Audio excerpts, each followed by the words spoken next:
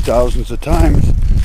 There's been days where I've done it 6-10 times a day for almost 17 years. So let's just say it was 5. I don't know, that adds up. You can do the math. A little different now. I've only been on it a couple times since the accident. Just now starting to be able to walk again. I got a cool cane, which turns out really changes the game a lot. I got to watch out for rocks and things. This is actually a trail that people who are used to the city fall down on, even when it's in good shape.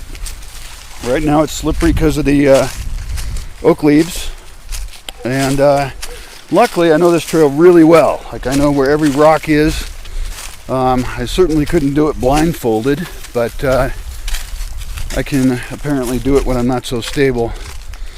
It's a little scary to be out here walking around.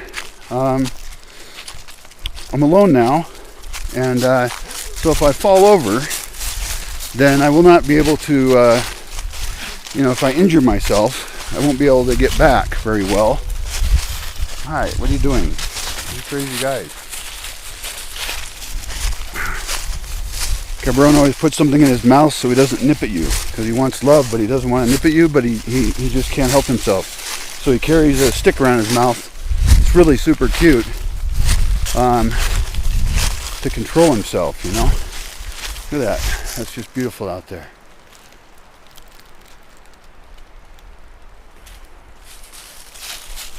Real happy to be out walking around again. It's still a chore. I mean, it's something that I'm only doing this because I want something real bad down at the lodge, and so got to take this walk. And the one thing is about this time of the year is that the oak leaves fall down, and so this trail is covered in slippery oak leaves, which also cover up the rocks and imperfections in the trail. Now, as I walk it, my feet will crush the oak leaves and make it easier to see what's actually going on, and that's great. Except in the rainy season, it rains, and then the bare soil that's compacted becomes extremely slippery. I don't know how I'll handle that when the rains come, but hopefully by then I'll be a lot more nimble. And the truth is, it's slippery, for anybody, certain spots especially. So just got to be real careful, I guess. There's a lodge over there, nestled in the trees. I'm over halfway. I'm about halfway.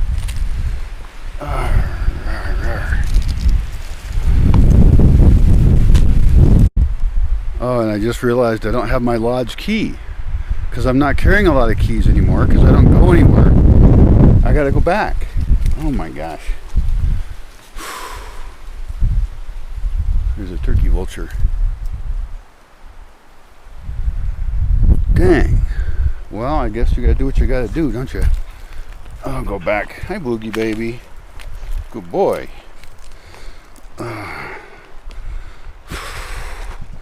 Everything is more difficult than normal and more risky. The future of this trail is sort of interesting. Coming up from the lodge, that area at the base of Alicante will have a lot more flattened spots to start out with, places to sit. There's that black-faced dog again. He's not supposed to be here, but he likes, my dogs like him. I like him. It's just more dog issues right now. He really wants to live here real bad though. Anyway, so we'll make flattened spots down there. It's just really close in the lodge. That may be a spa someday. I already have a different video about that area. Going up the hill here becomes a really rocky trail, right? And it's really gorgeous in here. So what I'm thinking on this is identify spots next to the trail that can be widened so that people can pass each other, or perhaps, a little spot to sit or something, but really minimal changes up in here. It's possible that on the right at the top of this ridge there could be a hut, and it's possible that the area I'm just getting up to the lodge and the view could be lowered down. And one of the reasons for that is to broadcast internet signal from one building to another. And the other one is to have a lower down passageway into what's an area called the Ladder. That's a very inclined, really interesting spot that we've already started terracing a little bit. It could become a building that goes down slope. I'm not really sure. And then as we come up here on this trail, continuing, there's an area called Nest. It's called Nest because, I don't know, it's just a nice little enclosed, I don't know, spot on the way. And the road's up there. Bad Bend's up above this. And then down here, there's actually an electrical cable that is buried. And so there's a spot where we can get at the electrical cable. That means we can have a spot with lighting at night. Minimal lighting. You don't need much. And some chairs. Maybe what we're doing here is we're digging into this slope. So this wasn't flat right here before. We made it flat. And we have found over the years that digging around an oak, the oak will be just fine. It puts roots down further and it doesn't die or anything. It's really tough. So digging around the oaks in here, we can increase the amount of flat space here, moving that dirt down this direction. And that'll widen out this flat spot quite a bit. And we can dig back almost all the way to Bad Bend. It's possible that there could be other tiny uses in there. I don't know, maybe a central space to camp. Despite the trail, it's a fairly private feeling place. And it could be that this trail, there's a black-faced dog right there. Not even scared of me. I have petted it before. That was probably a mistake unless I want a dog. Hi, black-faced dog, how you doing? You sweetums, but you're not supposed to be here. See, I'm supposed to yell at him. That was the plan. Hi, Mayhem. Mayhem's coming up here too. See, black-faced dog is perfectly popular. He's a nice pup, and he clearly wants a home. Maybe he has one somewhere else, but he just likes it here better. It is pretty fun with all the doggins around. Anyway, we continue digging up in this whole area, and then this flattens out here as well. The trail does go up, and we do need to maintain that upward direction. We could, however, route the trail to go over closer to the bathrooms, and then worry about some other way to get over to that direction over near Bad Bend somewhere. And so we'll have a ramp over there as well. That's kind of my recommendation, I think. So you've got two directions to get out of here. The other option is, well, that's the best option, I think. Yeah. So more flat space in any case. There's a bathroom near here, so that's handy. And then as far as any construction in this area, we want to be pretty careful about what we would do and why. This is the area down below that's called the Ladder. You are just not afraid of me at all. Why not? Go away. It's really hard to be mean to a dog and yell at it, to go away. Doesn't sound very nice. But I got a lot of dogs around here. I can't even barely feed them, so. Anyway, this area down below it is called the Ladder, and I'll have another video on that one. That's a really special spot. It goes all the way down to the dimple, so it could potentially be a connective building. At this point, there's just some old trails that need to be redone. It's possible that this entire area, the entire Nest area, could be made private, and that's not a bad idea. It's a really special close-in spot, and so it could be just for staff or for certain camps, like if you set aside basically as a camp space, which means we would put a wall in, plan for a wall around it, and it becomes its own special spot. So we'll see. That is the Nest and also the trail to the View.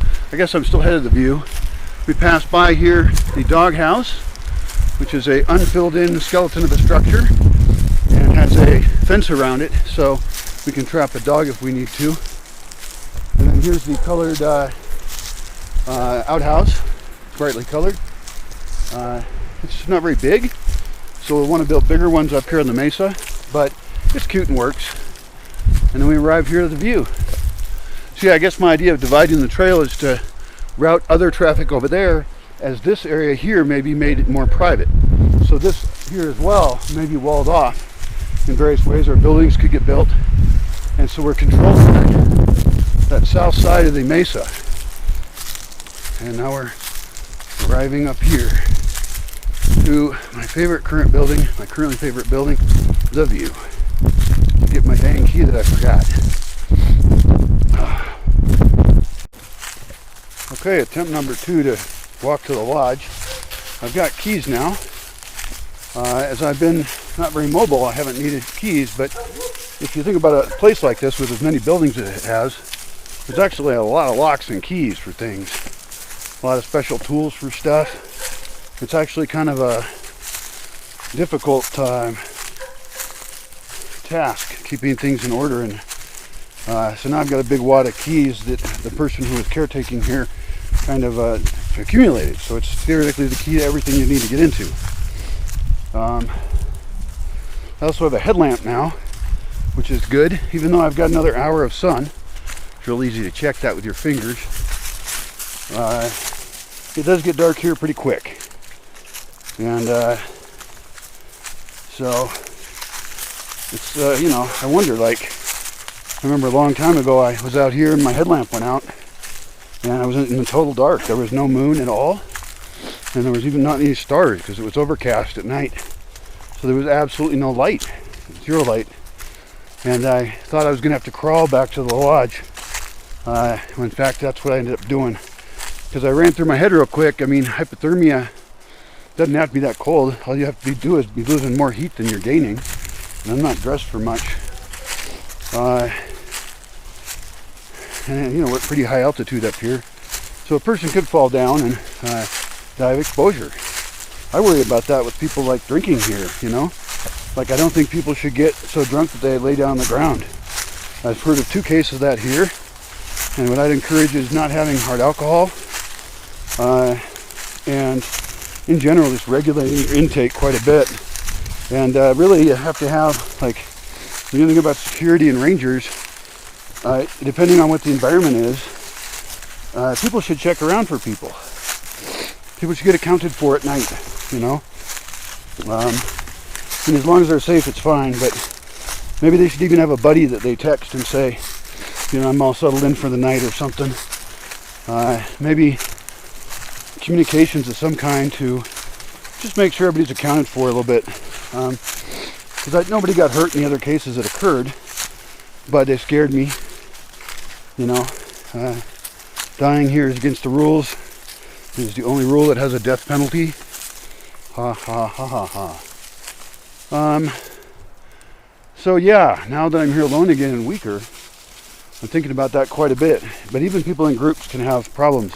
So I do feel like it's sort of a ranger function, kind of like you have Black Rock City Rangers at Burning Man. You know, people who are trained in a variety of skills.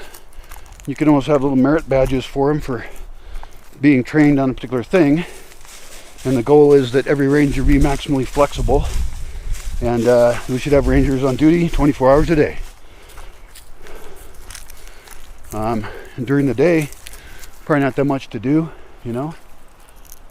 But I worry about the night. That's what I think about. Everybody should be all tucked in their beds.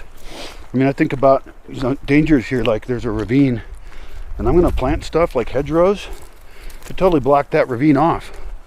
You know, and there can be special things in there and stuff, and everything, but the edge itself is kind of dangerous.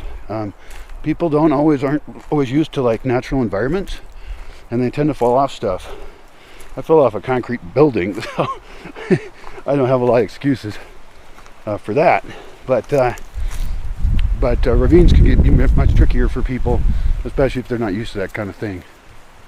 Well, that sun is going down quick, and the trees are blocking it. There's black-faced dog. Hello, black-faced dog. Black-faced dog is probably hoping to get somebody's food. I believe that has occurred on a couple of occasions, and so that's one of the reasons black-faced dog likes it here too, I think. So I'm avoiding feeding him. I have to be more careful, and that's also hard. Even just feeding the dogs right now is difficult. I don't think I got them all last night. They're not all in one place at the same time. We just changed the way that we feed them, and the location, and the person. So they're confused by that.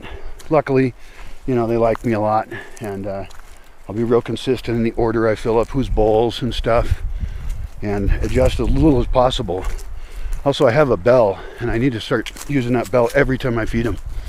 It'll basically be a way to call the dogs to the view.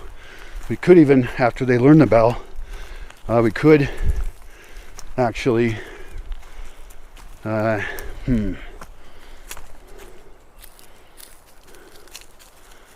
we could do it different times of the day, and it would be a way to just call all dogs to the view at that time. All the dogs are trained that way. Could even do the same kind of bell at the lodge. Maybe a different tone. Dogs are real good with hearing, so we want to communicate, right? And this is basic Pavlovian stuff, you know. So basically I could have 2 dog parties a day and vary where they are at, and they would learn to go to the bell. That'd be a really good idea. They could also get fed in 2 different spots potentially. I don't know why we'd want to do that, but I can imagine why we would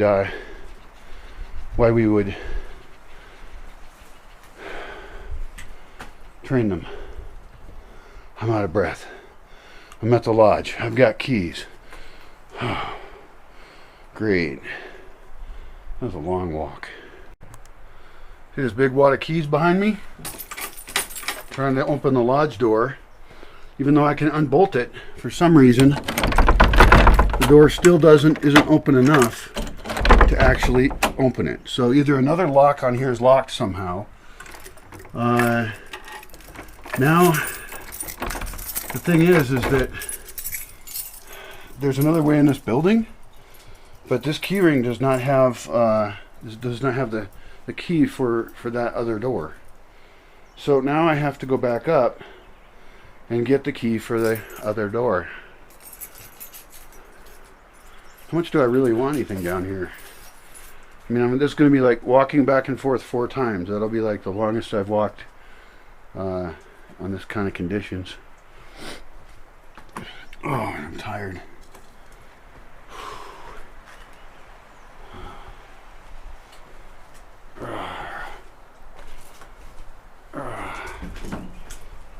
Yeah, I'll think for a second and relax. This is a gorgeous spot right here. This is called the turret. And usually there's a solar oven here. I think it's folded up over there. There's amazing cacti right in here. These flower during the day. Their flowers open and they close back up. The last person who was here left some sun tea. I will have to email her and ask her what the heck I'm supposed to do with it. Like, how do I know if it goes bad or something? But she makes these sun teas. They're pretty good. Oh, I can't carry that. It's too heavy. Fuck. Alright. It's a long way to everywhere. Over here is the nice terraza. This is a place where people eat food and hang out. There's currently no internet here. I should probably get internet here. It's probably not a bad idea. There's a lot of seating in a protected area. And then we could turn it off during meal times.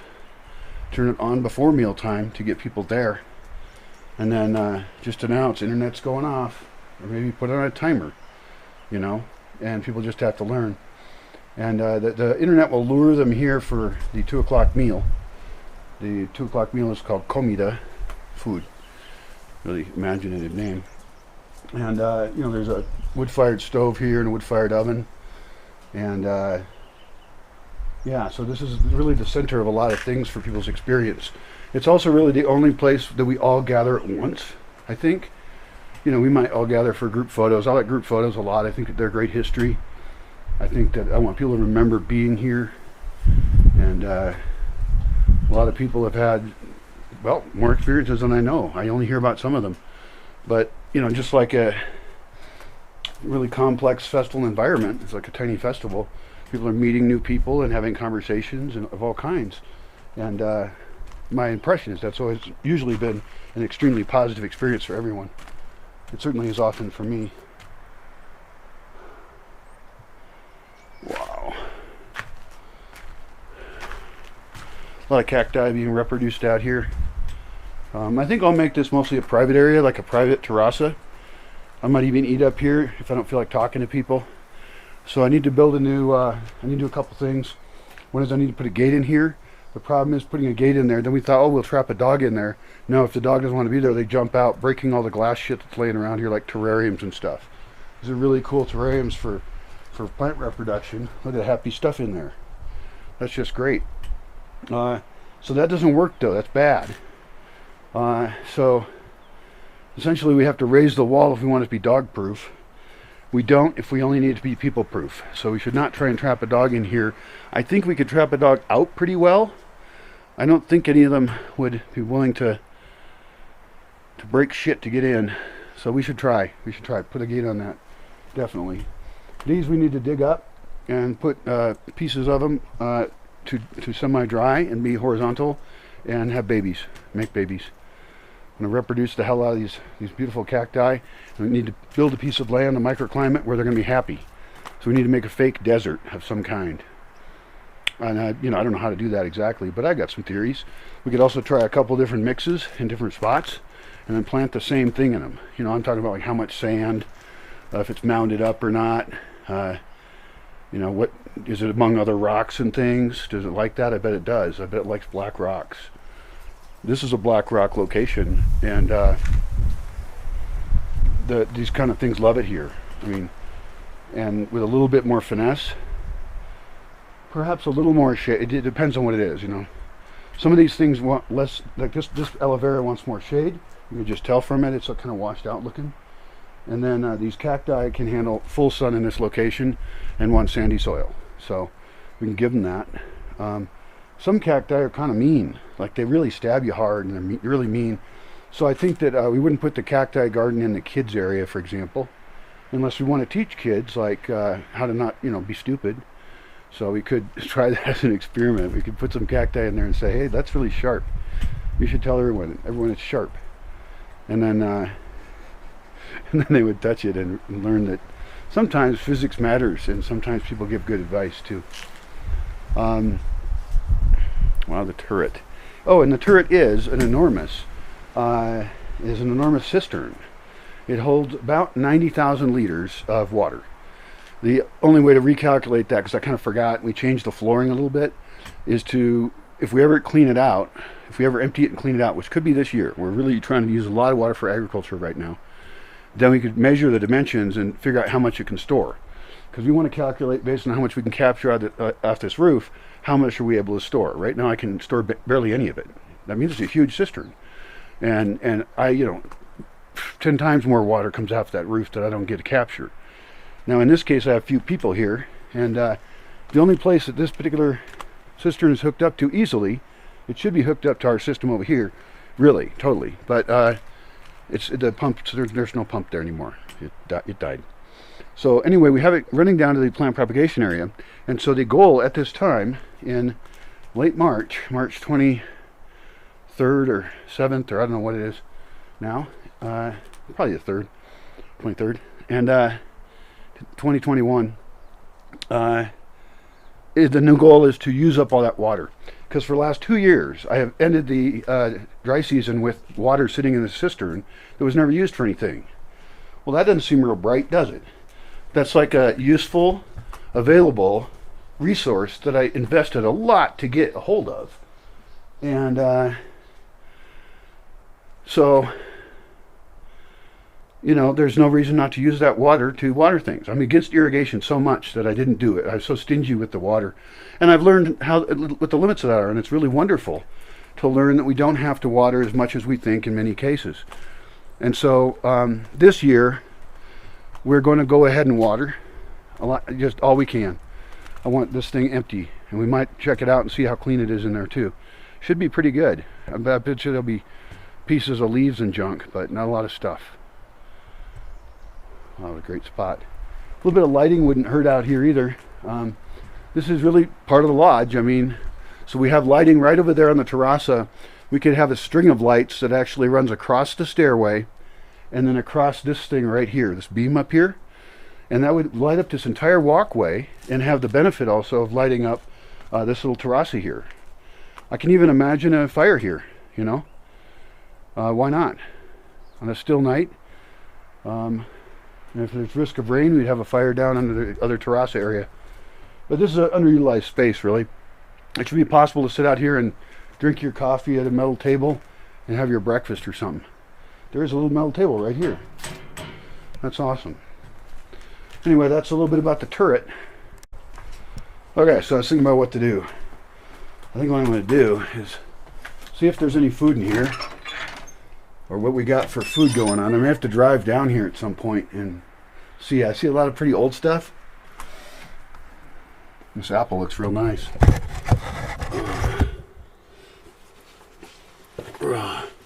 Yeah, there's a lot of food in here going bad.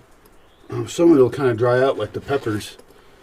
I guess the only really thing that there is down here that I want is eggs. And I guess I could walk back with a tray of eggs. I don't know. What's down here? Whoa, more food. Onions are looking good. Bananas look horrible. I do have 2 chickens right now, so I got to get this stuff to the chickens. Also, there's a huge number of sprouting potatoes in here. I mean, they're really sprouting. Like, see that? I'm curious that if I can wait long enough in this state, right, with these potatoes, because if I plant them now, you know, or a month ago, they would have died because it's too dry. And so I'm wondering if I put in fairly fluffy soil, if I put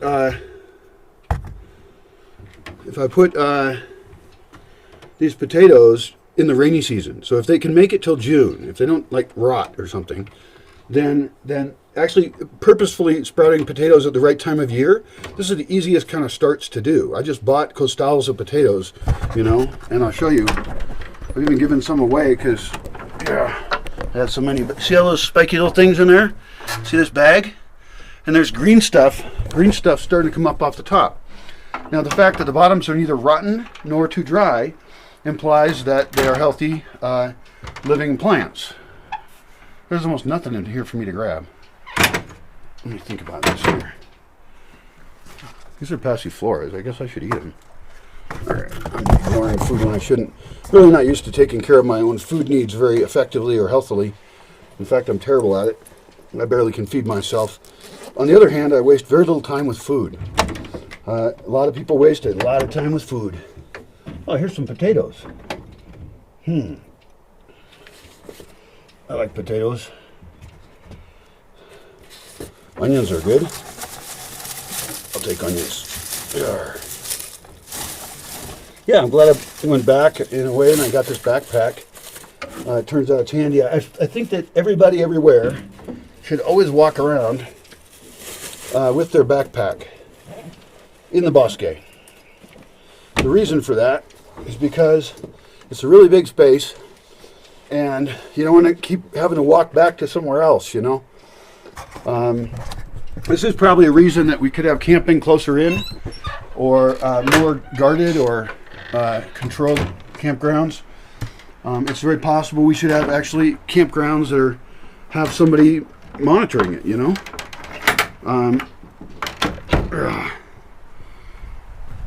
And I think that's a wise idea, especially as you get more people.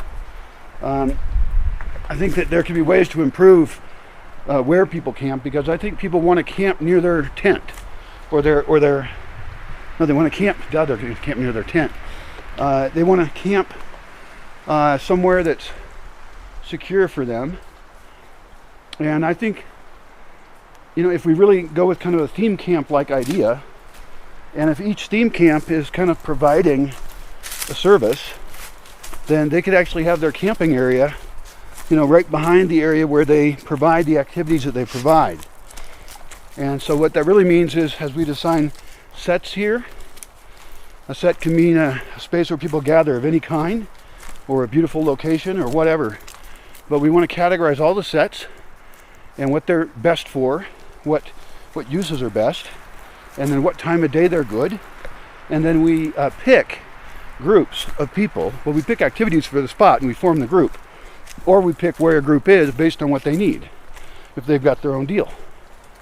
So that's really key, and that's one of the reasons I'm making these videos about the state of different spaces in the forest. Also, I think it's a good historical document about how a landscape changes in this way. I mean, I am affecting the landscape here, just as humans have done forever, usually just killing it off for resources that are cheap. But I never heard of anyone developing this kind of forest this way. And because I'm not starting from nothing, right? A lot of times you see these kind of things where somebody starts from terribly degraded landscape and goes to very rich landscape over a 20, 25 year period of time. Now that's still a young system, it's still a difficult system because it's new, but here the goal isn't that. The goal is, because we've already got a forest, right? Kind of the pioneer species of pine everywhere. And then they have lots of other natural trees, and then the birds have, for a long time brought in other things, but there was cows here for a while. That made it very empty. Now I have layers of brush that were not here before. I've got places where wildlife can go that other animals, like my dogs, can't get to them quickly or at all. So this kind of sculpting project is, I'm sure other people must have done it. It's not like any one part of the idea is rocket science. I think that the trick is it isn't the idea that's difficult to think is good. It's the methods. How do we do this? And how we do it differently in different climates, of course, different biosystems, and how we do it differently according to what goals we would have for sculpting the land, and how much money is available, because money can speed things up a lot. Although I really believe that until we can develop a really solid set of rules of, like, if a place is like this, then we do this. This is how we go down and evaluate a piece of property, and we don't make mistakes that way. Because I think sometimes we just say, we want this. And then we go in and we bulldoze it. We bulldoze our way to it, and I think that's extremely dangerous. And so some of the rules, I mean, I have to put a lot more thought into the rules I've learned here so far, and then I'd probably want to publish them, and people can tell me that I'm wrong. That's fine with me. I can always improve a rule, and rules often don't apply in a different place. Of course, my goals are different than some people's. Like, I have the luxury of being slow about this. God. One other thing about the trail to the view is that this area can get raised up. These flat areas down here, we're going to dig into this slope. This should be the first place to dig into the slope as far as possible to make as big a level spot as possible. That's the only goal to start out with. Get rid of all the harachina. Decide what the place is used for after it's made. Barely have to think about it right now. Dig in among the trees a little bit. We're going to start here. There's electricity right up there nearby. So we can also start with somewhere above there. And I would recommend we do it at that electricity. There's a trail that goes into slope. In fact, we've already made that one go across slope. So that was a decision that's already made, and that particular trail should be improved. And we'll see what effect it has. That wasn't the shape I was usually wanting to go for. Sometimes I want trails to cut with the contour, right? In this case, we're changing what the contour is by essentially building a dirt dam across Alicante, which will cause water uphill to seep in deeper, perhaps. At least it's soft dirt we can plant well. Right now it's just growing over with weeds, but we may wish to, on the sides of it, plant like some bamboo right by there. See if we get timber bamboo going, maybe even on both sides, and then as it grows, chop it off. Because they're easy to chop when they're younger, so you just keep chopping it off at fence height. So you got an automatic bamboo railing that you grew on either side of that trail. That'd be brilliant. That's sculpting with plants and stuff. And I don't like that you'd have to keep cutting the bamboo, but bamboo's a clumper, not a runner. And you'd also want to plant the bamboo pretty far apart, because if it's going to be worth it for you to make this trail be a good one, then you're going to want to have it be somewhat wide, and you're eventually going to fill in dirt so that it reaches the mature bamboo. Because in some spots, your trail's up here. So then later on, you'll have other ways to get in and out of that particular thing as we sculpt other things like ramps and things. So we may just want to start out by building the ramp too, like somewhere on either side of it, a ramp on and a ramp off. A lot of like wheelbarrow loads of dirt there, but that's already kind of figured out too. So if that's figured out and this is figured out, we've got two lower central areas that are already really awesome. The next spot to check on is at the way top of Alicante to improve the fire pit area around there, and probably not make as many changes there, I don't think, but there should be able to be a fire there, and we'll see.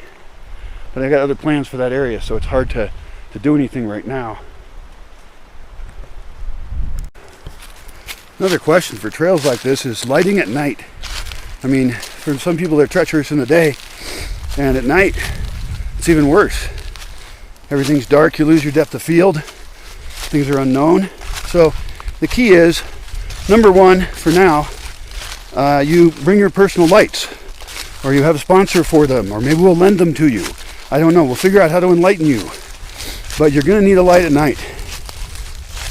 If you're, ideally we sleep at night. Ideally you don't spend a lot of time outside in the dark. Hi honey. Hi there. Yeah, good boy. Good boy. But I also need to have more spots with light. So up here in the nest is one.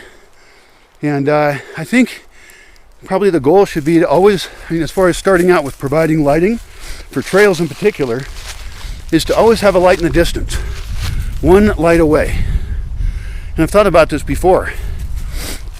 Those Chinese lanterns you see? Now I don't know what the original use of those is, so I'm making up a theory with no information. And so you get what you get. But I know there was a lot of tradition of walking far in China. They had a fairly large empire, and they had various dynasties and civilizations, and often it was interesting, good times. There was a lot of literature and a lot of cool stuff. I've read some Chinese literature. It's pretty cool. And there was like Chinese people who would go far, like monks and traders and all kinds of people. So I think you can navigate better if you always have a point of light in the distance. And I have suspicion that those Chinese lanterns might have been originally like a guidepost, a way to see your next spot. And I think what I should do is build those here. I think that they should be solar powered, and I think they should be big enough to stay lit all night. Now that seems pretty extreme. We could only do that in some spots. The other option, as we have different solar power systems here, is to run cable and have them, in spots where they're useful. Like we know that there's electricity down here at this tree, and so I guess one of the questions is, do we leave it always on, or is it motion sensitive? And the answer to that is both. I tend to think it's like it's a dichotomy. Dang it! I don't know where my cane is. Oh my God. I might have just left my cane back at the lodge. And I'm halfway again. Well, screw it. I'm not going to use my cane today. Arr. Arr. Arr. Arr. Oh, this vine's looking good. I don't even know what kind of vine that is. I'm trying to put vines around at the bases of some oak trees and stuff, because you see lots of cases that we've done so far where the vine goes way up the tree, and apparently they don't compete for roots too much, because that'd be my concern, is that the pine tree overpowers the vine. But I think we'll find that some vines are pine tree compatible, and I want to be careful planting them. I want to know what I'm doing and why, but I've seen some that are gorgeous, and so I want to have 500 more of those right around here. It doesn't hurt the tree at all, and it adds just great color. Sometimes their flowers last a long time. Sometimes they're not. Sometimes they have a nice smell. So, and also they complexify the nature of the intersections of the tree. And so I suspect that if there was vines in this tree, it would actually provide a different thickness and nature of habitat on the tree. There would be more edge to the tree. So there'd be places where the leaves would get stuck, and then that becomes a good spot for an orchid, or a bromeliad. And so really, this is a great tree, right? It's actually called Marie tree, and because it's named after Marie. And this one should be, all this dirt over here could be dug out, put over below that oak, okay? So now we got really nice soft dirt that doesn't have any oak roots in it yet. And the oak's already got big long roots. It's all taken care of. So then we train that vine to get up to that branch right there with a string that will just rot. We don't have to think too much, you know. We take a vine that we've grown in a bucket, and it's got to be a few years old. It takes a long time.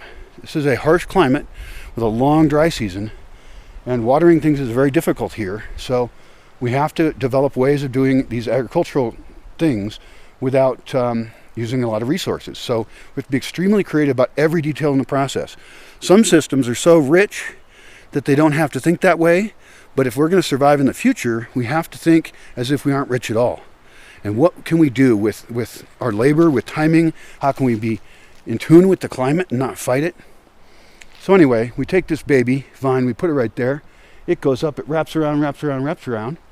And in this case, I don't want to disturb the tree's aesthetic in any way. It's an extremely balanced looking tree. I mean, there's all kinds of trees, right? This one has leaves right now still, but it looks like it's losing them. I think that's a white oak. Maybe it's just a pretty dry black oak. I don't know. But anyway, I don't want to put up owl boxes. I don't want to do things that I'm willing to do elsewhere, because I think aesthetically it wouldn't be great. Just like this madrone over here is gorgeous as it is. I wouldn't want to put a birdhouse on that. I think our best option for birdhouses is probably out of the way oaks, you know, and we could even decide on oaks that it's easy to kind of watch the birdhouse, like there's a natural sitting spot, so you could set up your telescope on a tripod or your camera, and you could just have it trained right on like woodpecker nests and owl boxes. And I want to, in some places, I'm going to, this is a tricky monkey job, you know, but we've got lots of debris around here of trees.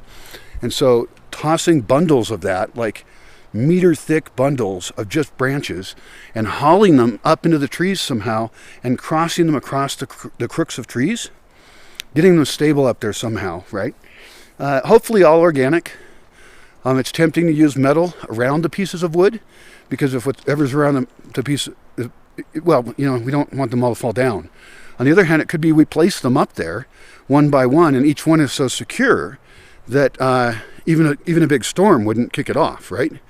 So we want to make things very stable, because if large birds are going to use them as platforms for nesting, like eagles and stuff like that, I don't know a lot about birds, but I know that complexifying things up above will give them habitat that they don't have here.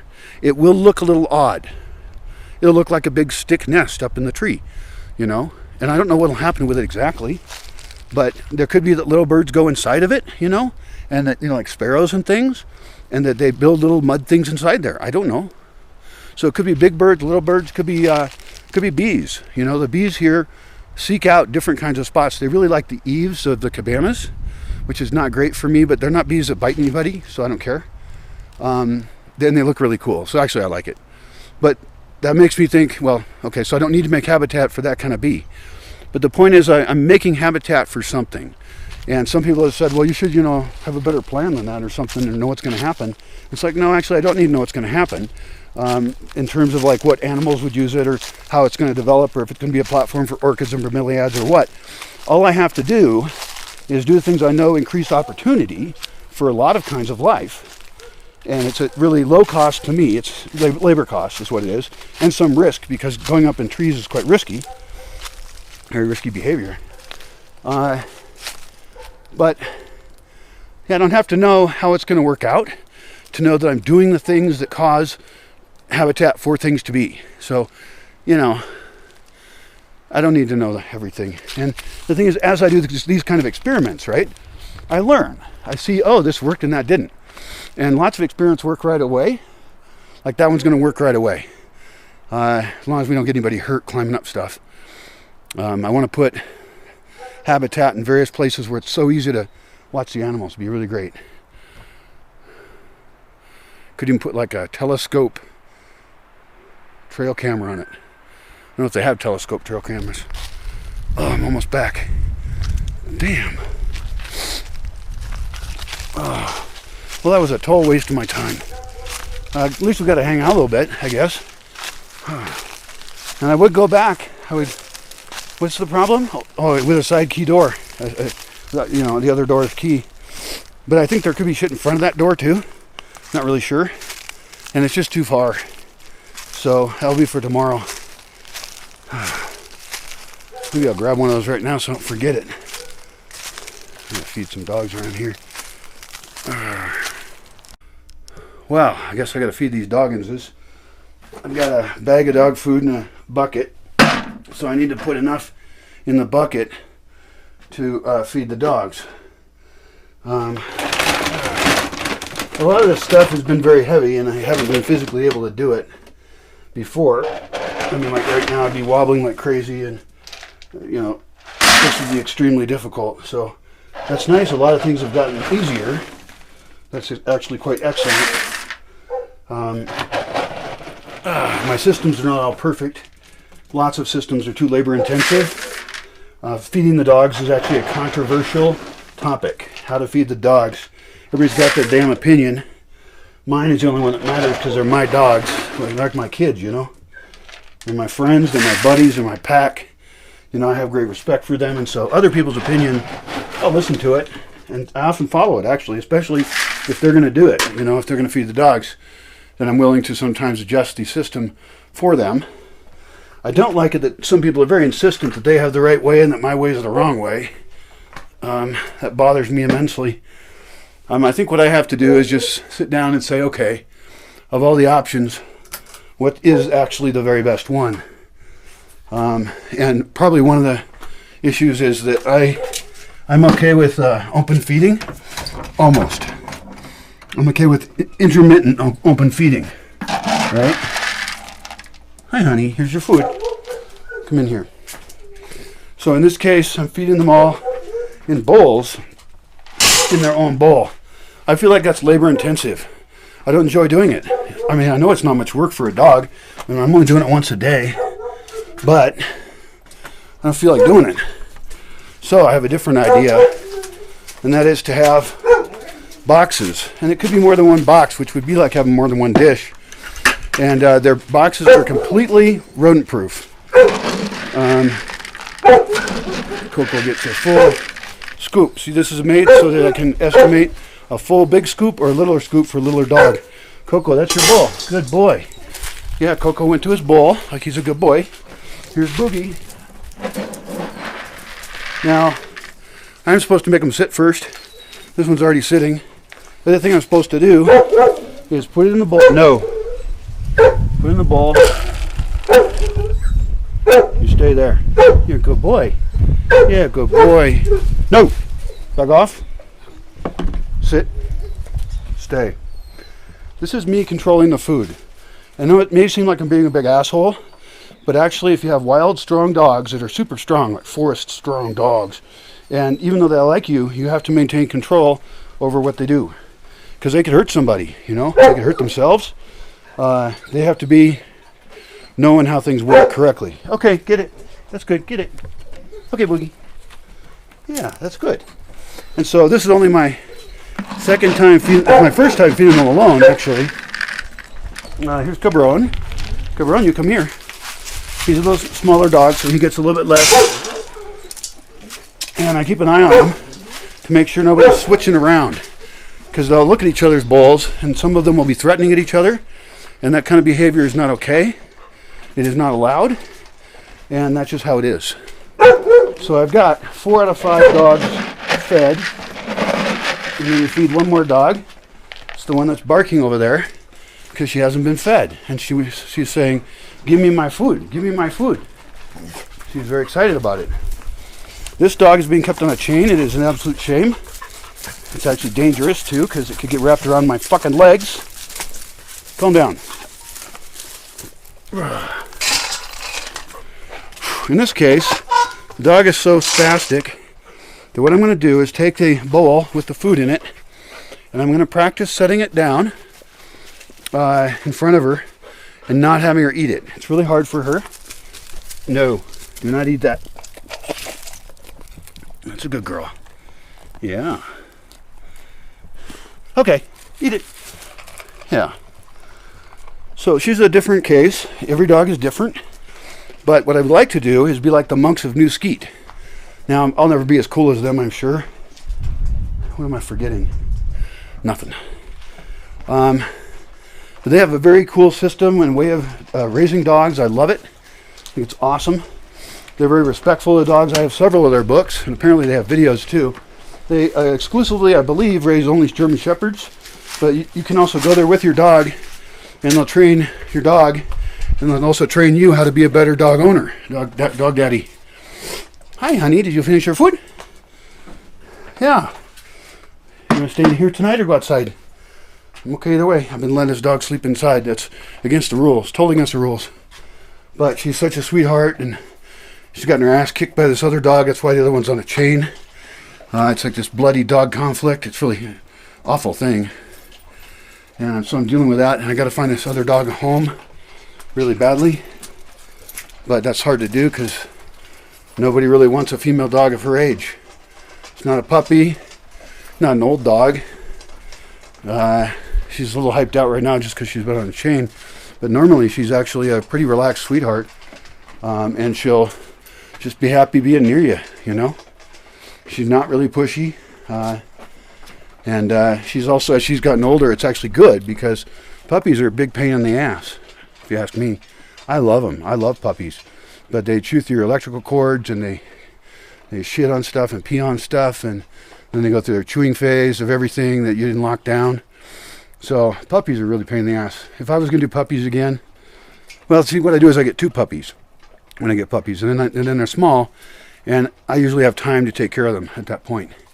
But I think I should set up a special puppy house and a puppy courtyard where it's made for the few cases where we want to have puppies, and more likely it's made for rescue because there's no shortage of dogs out here. And I've seen ones that were skinny and clearly nobody was feeding them. So wherever they were living, it was horrible. If they were living anywhere at all, and they probably weren't. They're just street dog, you know. And if you can get those guys young enough, right, then you can set them on the right path of being a good dog that fits in with human society and knows how to get affection and support, and you know, you can leash train him and all that. Now the problem is I'm not good at adopting dogs out, apparently. I've always adopted dogs and I keep them until they're dead, and then I start thinking about getting another dog, you know, because I like a pack of about 5. 4 would be okay too. In fact, I'm about to go to 4 if I can. Wait, how many do I got? 5, right, there's 5. There's also a dog that used to be mine that comes over here. There's other dogs. So, but anyway, these are the dogs that are mine. So, Mayhem is a total sweetheart. But anyway, the point is I haven't had any success at adopting out a dog. And so if I haven't had success at adopting out a dog, I'm not sure I should increase my adoption of dogs. In other words, unless I have a really strong marketing ability to get these dogs homes, then it's almost cruel to raise them, you know. It would almost be kinder with some of these, you know, street dogs that have shitty lives to just kill them. I mean, if they're just, because I don't have the money here for them, and I don't want them here. I like puppies, but I don't, for example, I don't want to have a dog rescue place that has 50 dogs. I don't feel like managing it. I don't feel like listening to barking a lot. And that's just, I have other goals here. You know, I'm trying to increase wildlife and protect wildlife more than I am dogs. And I know people love dogs. I love dogs. But I can only do so much. And I used to get people all the time contacting me, please take this puppy. Oh, please, Brian. You know, somebody in Morelia or something. Somebody I knew. It's the wrong accent or whatever, but wrong language too. But you know, they really have a sob story for this dog, and they know that I have land. You know, and they say, I'll bring a bag of dog food. And it's like, so what? You know, I got to pay for this dog's dog food for like 10 to 12 years or something, depending on the dog and depending on how dangerous it is. And, you know, if that dog is whatever, they're all different. So I just can't adopt every puppy. Now, people no longer ask me that because they thought I was an asshole probably because I didn't do it, and then they didn't ask me again, which is great. But I'm sure that I seemed like a very uncaring guy. Oh, well, that's how it goes. It's just wonderful out here. This is the best weather right now. Oh, I'll walk out here and show it to you. In this case, it was mostly sunny today. It was certainly not an overcast day. It was a standard sunny winter day. But after the sun has gone down over the hills a little bit, there's this dusk period, as we approach twilight. Right now we're at dusk, I would say, almost. Civil twilight is actually a term that means something. You should learn it for fun. There's civil twilight in the morning and at night. I don't know if maybe they have different names. I don't know. But it's when I think it's light enough to walk around. That's what I think of it as. Right now it's light enough to not only walk around, but not even think about walking around. So we're not quite at what I'm calling civil twilight, perhaps incorrectly. But I think one thing that would be really fun to define for the entire year is what time do these things occur? Especially, when does a hot day become cool enough to go sit outside comfortably? Because during the hot days here in the winter, the direct sun is very powerful. And so you don't really want to sit outside in the middle of the day, right? And then the morning is cold. And so you want to be moving around and getting your day going. That's what we do here, because it's a cold place and a lot of buildings are cold. And so after you get out of your warm bed, you put on some warm clothing really quick, do some morning activities of some kind to get your body warmed up at all, and then head off and start your day real early. That's just how we do stuff here. But another nice thing to know about would be this kind of time of the day. And another reason, it's a great one to point out, is that especially if you had some supplemental light or not, depends on your camera, you could record things just after the sun has gone down over the trees. I mean, it's gone down a little while ago now. And then what part of the Bosque you're in, you could plan it. Like, where are your best late day sets, you know? And again, you can have some LED lighting for field lighting or whatever you're doing. But this is suddenly soft light. This is like a studio again, right? And we've talked about the clouds and how the clouds, if it's a cloudy day, even thin clouds, can provide really great lighting. Sometimes it's big fluffy clouds and they come and go. And so if you wanted really good lighting, then you would have to wait for a fluffy cloud. This is not the cloudy time of year normally, has been lately, even though it's late March. Usually it's not till June you get more clouds, and you get them through August or something. Hi, Coco baby. Anyway, so the point is that it's warm out, or it's not too chilly. I mean, I could almost use, like if I was sitting, I would want a light jacket. But it's really easy to have these outdoor sets then just after sunset. So that could be this time that we can do all year long. And so that's better than just having clouds. This is a predictable time of the day where outside is really great all the time. Just after the sun goes over the trees, or down below the trees. Good to keep in mind. So you gotta learn how to do photography here in this actual space, crafted into this space. And that gets so much into sets. I would be really interested in hearing 1,000 ideas for any kind of set you can think up. I thought about having a stone circle, be concrete probably, or it could be made out of stone. I know a great stone worker. He could build me a big circle, strong enough that somebody could hang off of it or stand on it, like a non-joker stone circle. And then you could have it be so you could put a green screen behind it if you wanted to, maybe even protruding slightly in. And then you could actually make it into a time portal, so that on video you could have this green screen and you would be able to show people hopping through a time portal in some way. So, with video effects and stuff. I could probably stand here for hours just walking around thinking up ideas, and I've said a lot of them. Obviously, we want to start with the functional ones, like the water oasis things, the water fountain, kind of a little mountain of rocks that a dog can't get up, and just have it be all water for the birds all year long. That's obviously a more important sculpture, but I don't want to just think about sculptures, but really spaces and angles, even carving out spots where the camera could be, and defining like a flat spot where there could be a tripod. So that, let's say we want to have two people talking in here on a non-windy day. The wind's picking up here, it's annoying.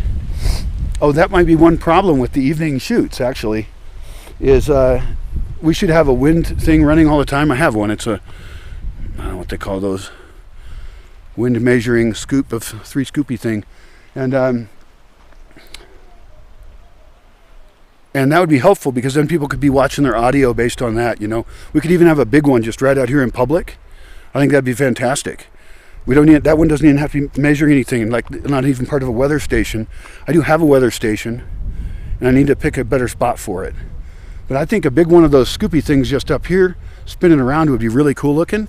In fact, we could probably, if we wanted to, make it out of 5-gallon buckets, just to be funny. just have pieces of metal that, you know, there's like 3 of them sticking out with a bolt at the end, and you bolt on a 5-gallon bucket, and then you have the whole thing on a really nice swivel. So the swivel's got to be really high quality for very low friction.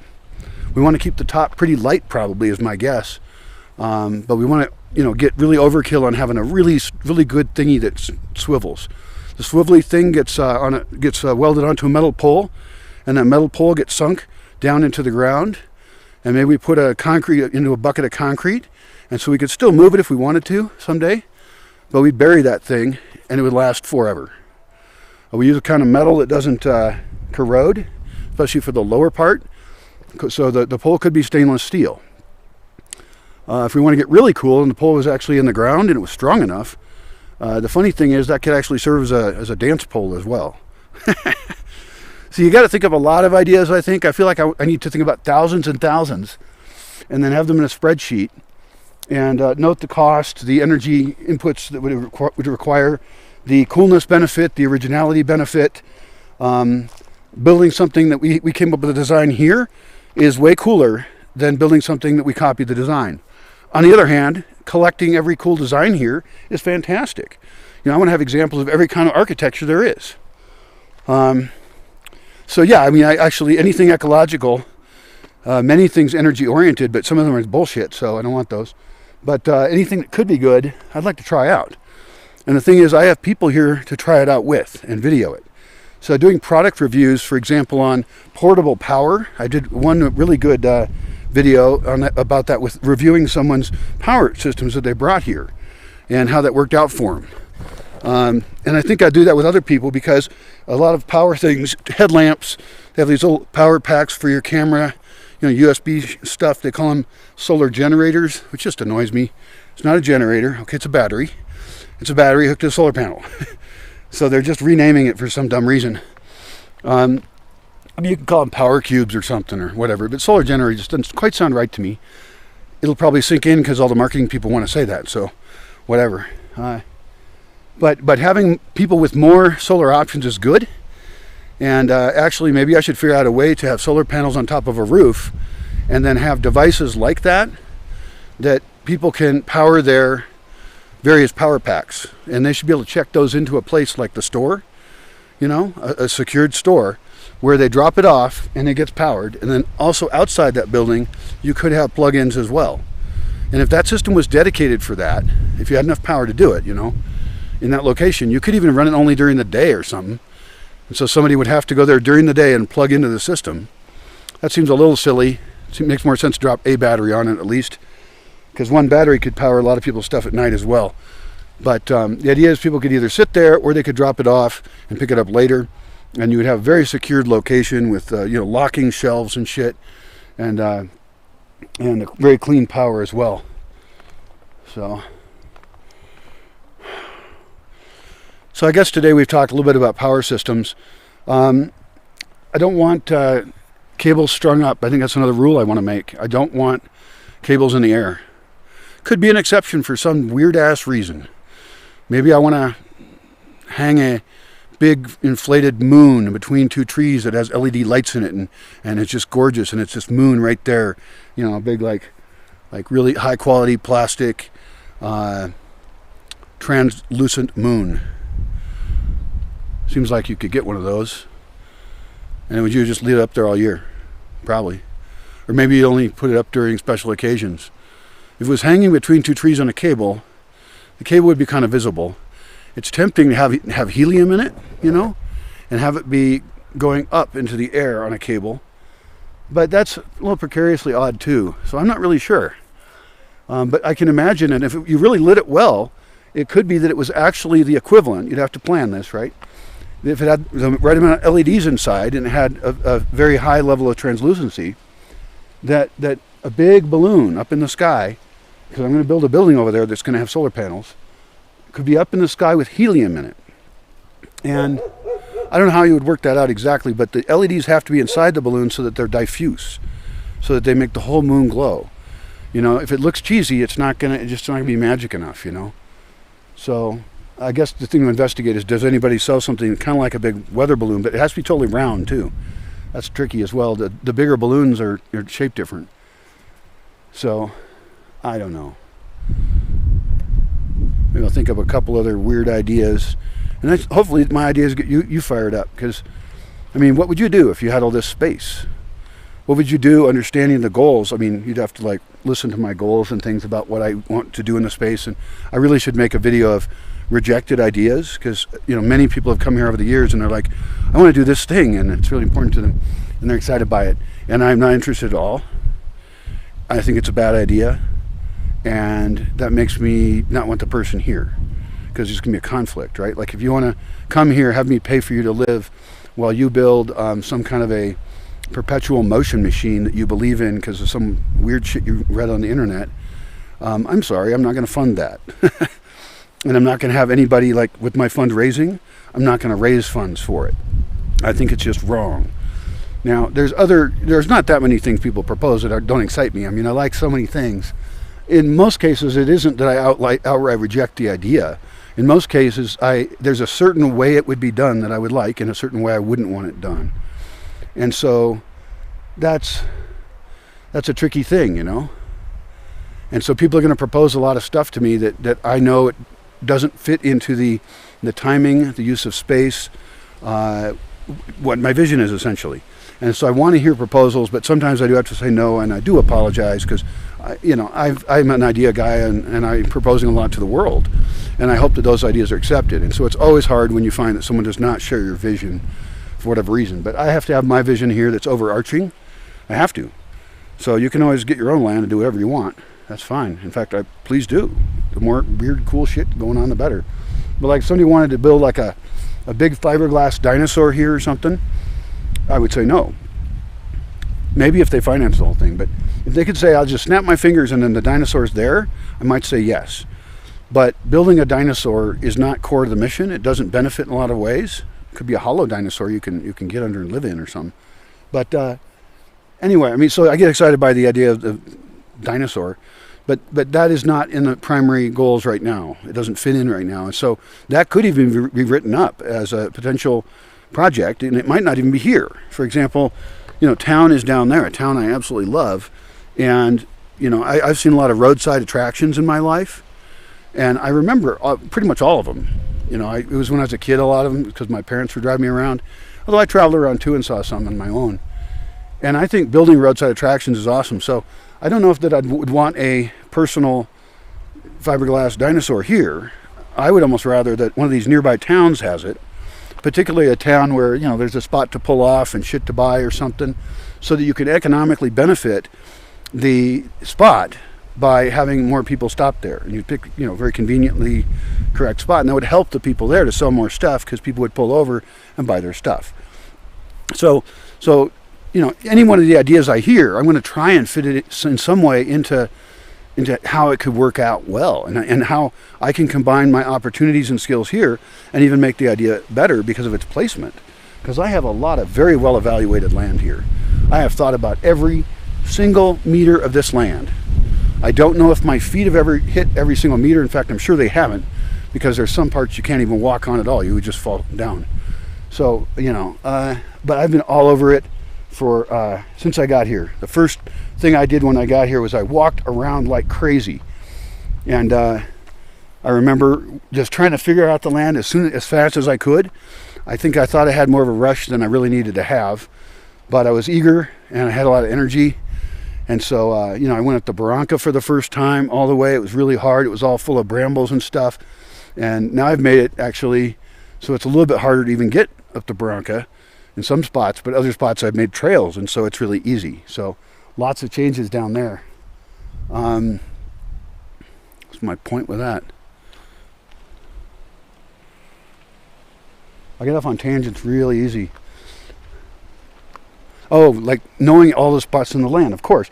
Well, that's why I'm making all these videos about individual locations, because those all need to get written up anyway. I need to write those up. And so sometimes it's easier for me to be at the spot, talking about the spot, and then I can be taking notes essentially into the camera and even show the spot, right? It's very hard to get an idea on video of what a piece of land is really like.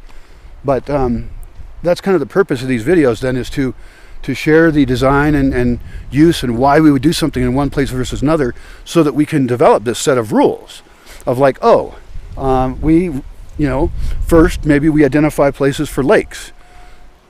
Yeah, let's make humid spots in this climate. Other places you'd want to figure out how to dry it out.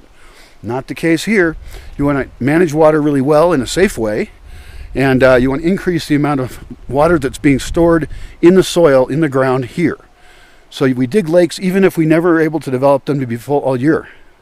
But at least they'll fill up in the rainy season and extend that water further, and we can have a whole microclimate around that, maybe grow fish and things like that. The ultimate would be to have year-round lakes. We'll see if that can be achieved. That's very difficult. Second thing is your access points. I mentioned lakes before, even access points, because that water thing is just so dang important. Of course, you're not making each stage solid. You're just penciling stuff out, right? So you're not locking yourself in. You can just sit there with, after you make your initial map, you have to make an initial really good map, and I should make another video about that. But other people are better map makers than me anyway.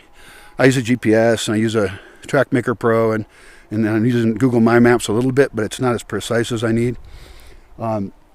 Anyway, so once you make your full map, then you start going through this list of things, and it's not a dogmatic thing. It's to force you to think about every single possible parameter there could be, and be very careful about dismissing things too.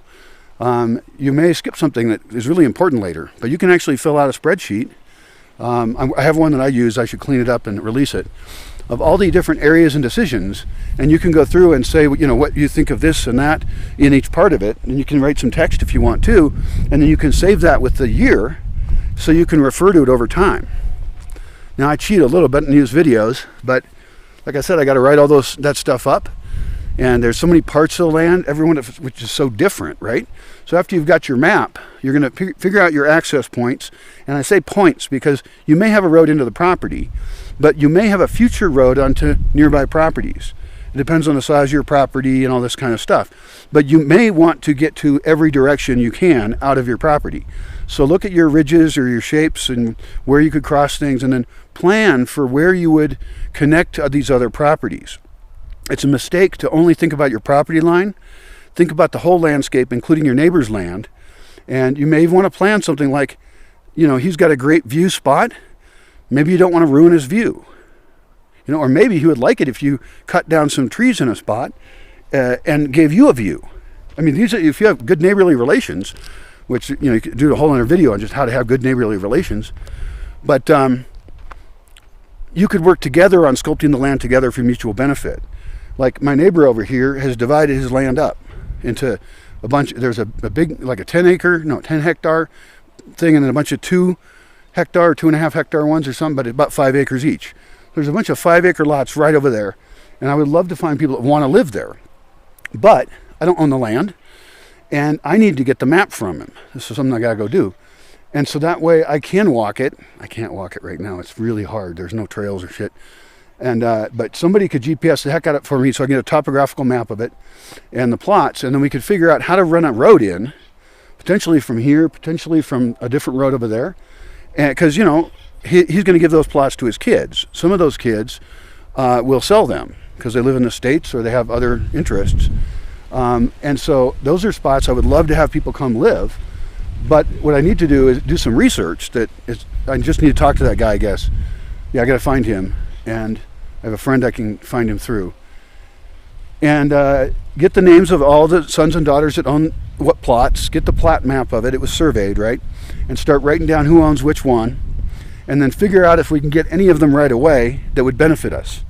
And I know of one right away, okay? It's the one right on the other side of the Barranca off the mesa.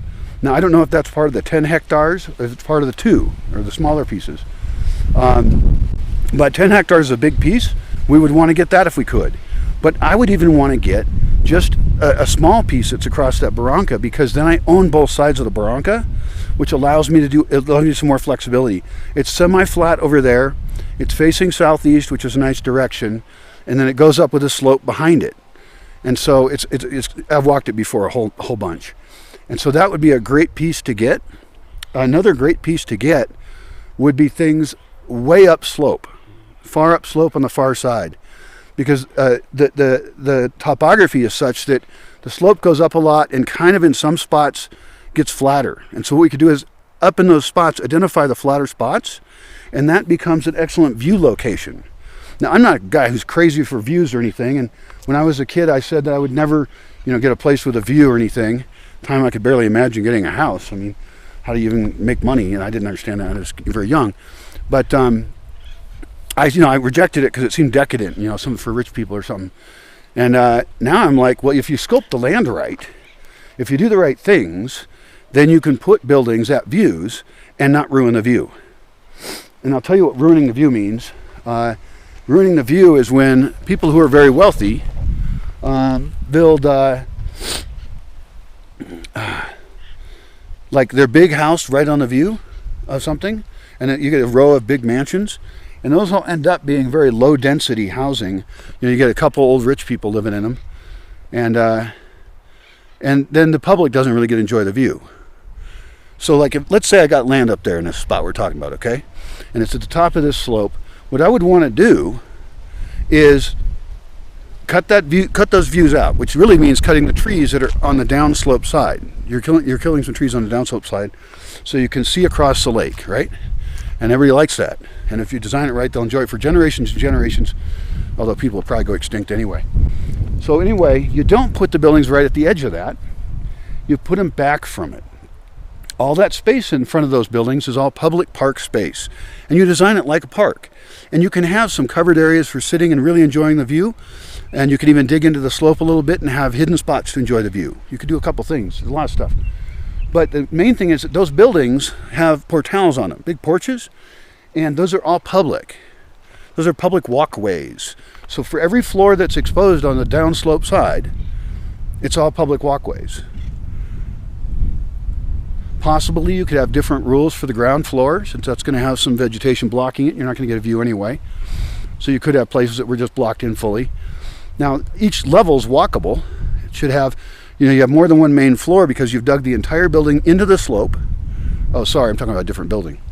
The ones on top are on flat land, I forgot. Those still would be good to dig into slope, actually.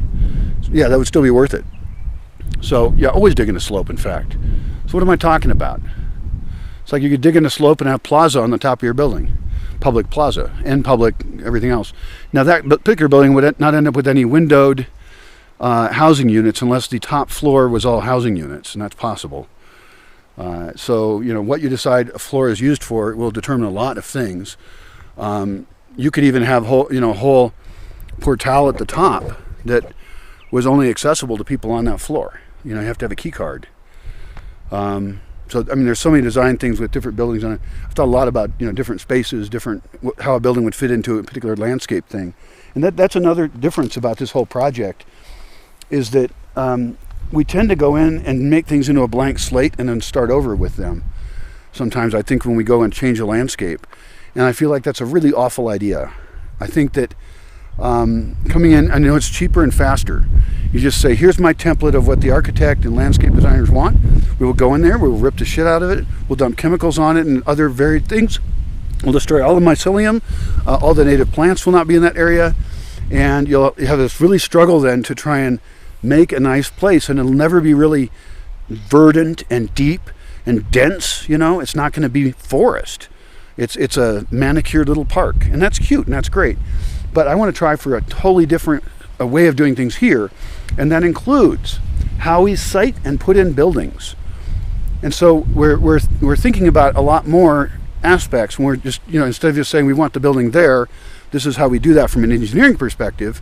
No, we want to think about the lighting issues of it completely, because in this place you actually want to be in shade during the heat of the day. So having shaded spots to sit is really nice. Having translucent roofs is really great. Light shafts into a building. There's just so many things we can do like that. But for siting, it's really odd because I've picked some very odd sites. Like this is the biggest flat place on the entire Bosque, and I think it's hard to tell the future. I'm going to put one big building right in the middle, and that's going to have some cool design aspects. It's not going to be absolutely enormous, but pretty big. And its main purpose is to have a really wide view of the sky, so that the light can hit the solar panels on it. Because I don't have a good really solar panel system here. I've got a roof that's not pointing the right way. Actually, I could still get things out of that. But it's a whole other problem. But, you know, a building has a solid roof on it, and then we can put a rack, you know, like maybe on metal poles. We'll put up a bunch of solar panels, have a big battery bank, and instead of 340 watts of power, which is nothing, I would join the ranks of the people who have a building that have half the roof covered in solar panels. I see that all the time in just homes, which seems ridiculous. I'm going to power that building over there, 2 buildings over there, this building here. I'm going to reverse the direction of the electricity here. I'm going to ship that electricity all the way down to the lodge. It's then going to go out to the casita and Boog, and it'll also go other places as they develop. So anyway, it'd be a centralized system. I need to put in meters and stuff to make sure nobody's using too much power. That's the problem of a centralized system and serving people who are not personally invested in the health of the batteries. So the inverter has to be prepared to protect itself, but I would also like each line to be monitored to see how much is being used in a location. That's a little tough if we've got, you know, a bunch of stuff running through the view. Maybe it could say how much power is being used downstream from it and how much there is upstream. Because if I've got them on the same line, sure, I could measure the whole line, but I don't know who's using it where. So the point is that I've gone down to the casita, for example, and people who are just, you know, travelers here, short term, they do not care about the rules about not using electricity. Sometimes it's been very, very rare. The vast majority of people are very respectful, but I need to protect my batteries, right? And I also want people that fit into a culture in a responsible way. So it pisses me off when people break really easy rules just because they don't know why or give a shit about anyone else. I don't care if they know why the rule exists. It exists, and I can make videos about that kind of stuff to describe it. But I got a lot of rules here. That's it. If you want to go to a place where nobody's controlling anything, so you can get to be in control, go buy your own place. It's very simple. I have a lot of things very complex here to protect. I have a lot of experience, and so I'm going to be a guy who is tough as I have to be. But what I really want to do is invite the right people who understand that there's complexity in systems, and that the rules set us free in many ways. They can protect this forest. They can protect us from each other. They can protect us from ourselves. So there's a lot of reasons to develop a complicated, different system of rules and customs than you're used to wherever you come from. It's totally different. And this is what I'm talking about when I'm saying we're assembling a culture. Because you live with tons and tons of rules in your current life, just tons and tons and tons. You're surrounded by them, but you're enculturated into those. They're what you're used to. They're what your religion taught you, your government taught you, your school taught you, your playmates taught you, your mom and dad taught you, your heritage, just all your cultural shit, you know, which just happens to be what you got. It's really meaningless as far as that meaning it's the best in the world. No one should really come here thinking that their culture is the best in the world. Cultures are very, very complex. And even picking a best one would be like a beauty pageant or something, and it would depend on what you liked. So really what we got to talk about then is how can we pick and choose among cultural elements to assemble a culture here? How do we celebrate holidays? What do we eat? How do we do music? How do we study things, learn things? How do we maximally benefit each other? You know, this long list of all the great things we can get, but we're going to have to pick a different set of cultural rules to make that work here. Like, I've seen bigotry here. Not a lot. Most people who come here are very open-minded, but I've seen people who are just so bigoted about something that they pissed me off. I kicked one person off, although they were already pissing me off anyway. So that was just the straw that broke the camel's back.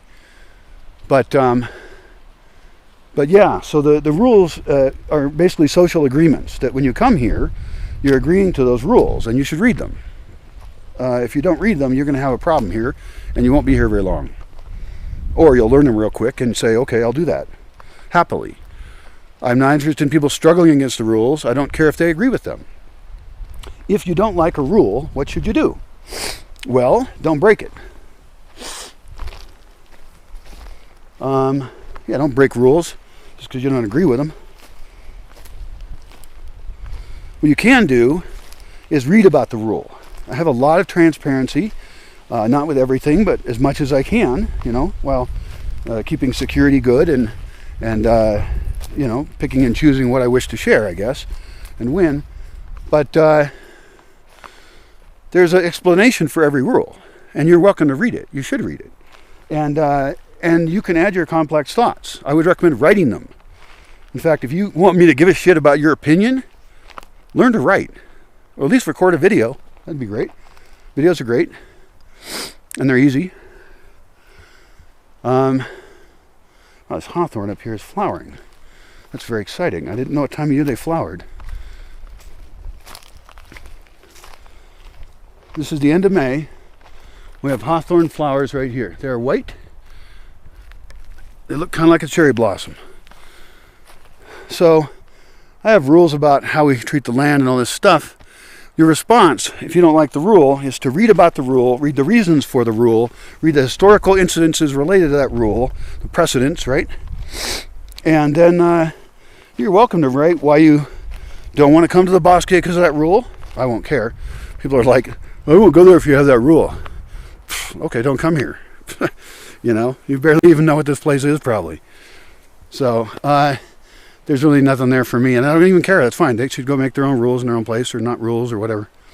But then the other option that they could respond with is, well, the reasons for this rule are wrong. Like, sometimes, I have experience that backs it up. So you'd really have to say, that it was pretty good reasons there. You could say that a rule was ethically wrong or something, I guess. I don't know. Most rules here aren't.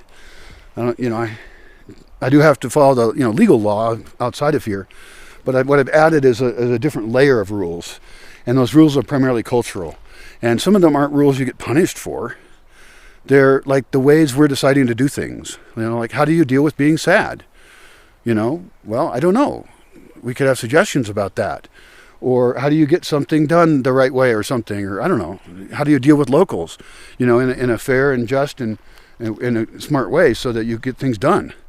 And I have a recommended list of people I recommend people deal with, because I know that they'll do great work, that they're cool people, and that they will charge the correct amount, And some of them are really creative and awesome and can do cool work. So there's kind of rules of living, I guess, rules of ways of being. And every one of those is completely, up in the air. It doesn't come from the universe necessarily, unless it's the laws of physics. And the laws of physics here are taken very seriously. There's this set of rules that some of them have punishment, some of them don't. We could categorize them really easily. We could just have, what kind of attributes does this rule have? We could even make a spreadsheet. In fact, I have a list of rules, but I should have a spreadsheet of them with links to a further discussion on each one and videos on it too. Most of my rules make sense, but when you've got, like 60 people here, they're going to have different ideas about a lot of things. And they're in an unusual environment, and some of them are very strong-willed. And so they will wish to impart their vision of what they want into the space, and that may be something that hurts other people or is bad in some way. There's things we don't publish here. There's topics we just don't do. And I've made other videos about that and the reasons why we don't publish certain things.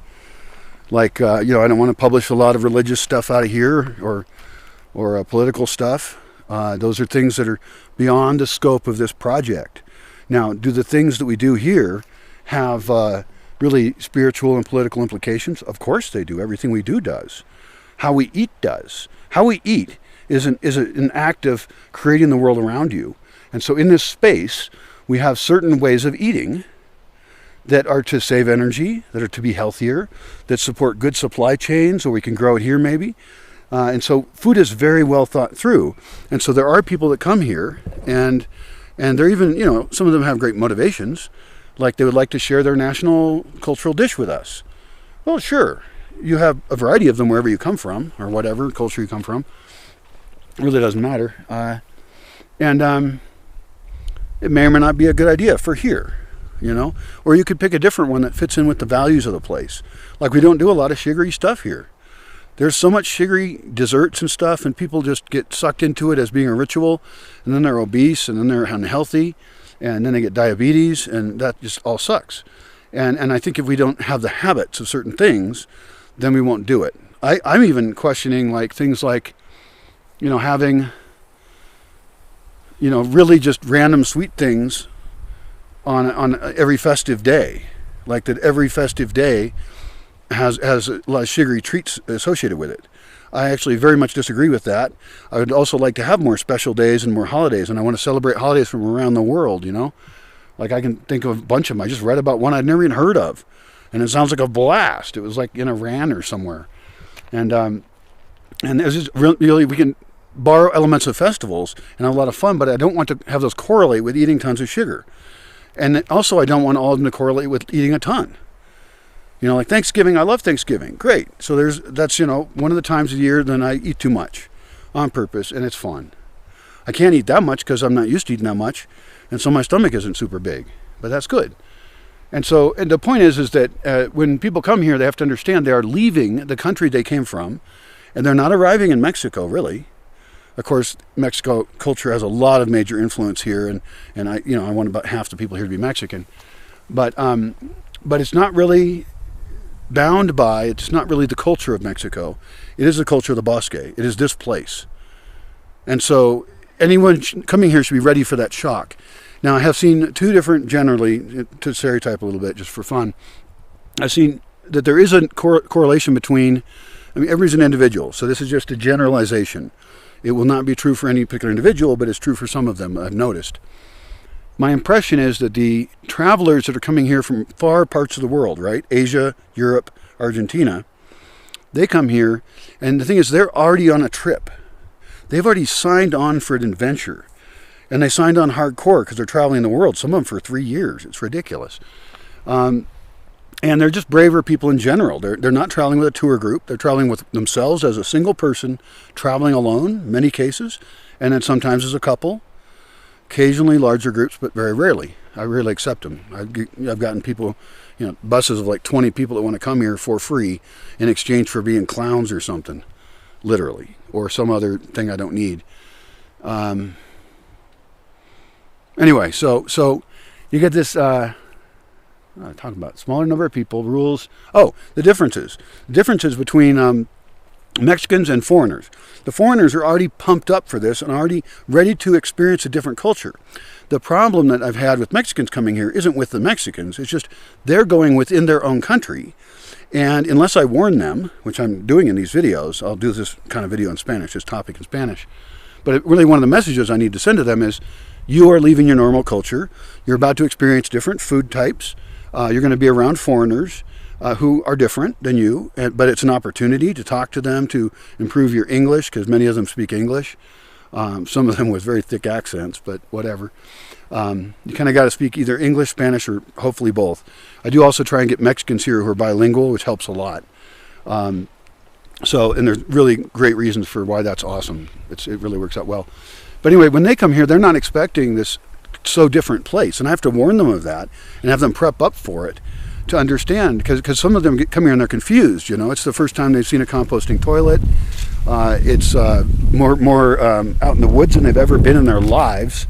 Because a lot of the parks that they've gone to with their family, you know, there's like mowed grass and there's barbecues and roof things and hot springs. And well, that's when you're lucky. But so they just never experienced this, and they weren't planning for this. They weren't pumped up for this big world traveling. But they come somewhere that's very far from where they came from, even though they might have come from just 4 hours away. So, yeah, that's one thing I gotta have is like really good educational material for anyone who would consider coming here, so they can rule it out quickly if we don't waste any time. Like rules will do that really well. Like someone will just be like, I don't like that rule. You know, like if you were really into proselytizing your religion and that's what you're going to do all the time, you know, don't even come here. We'll figure out ways to shut you up, you know, in whatever way we have to do. But you can't just proselytize your very limited range religion and interpret everything by that and, you know, have God on your side, your big invisible God guy who is the authority about anything, which then makes you into a little pushy terrorist who thinks they can tell other people what the fuck to do because of your old book, which is probably quite flawed. And that grouping of cultural beliefs probably has a bunch of nefarious shit mixed in, because pretty much everything does. Yeah. So, you know, that's a rule where I'm serious about it. Now, do I care if people do yoga?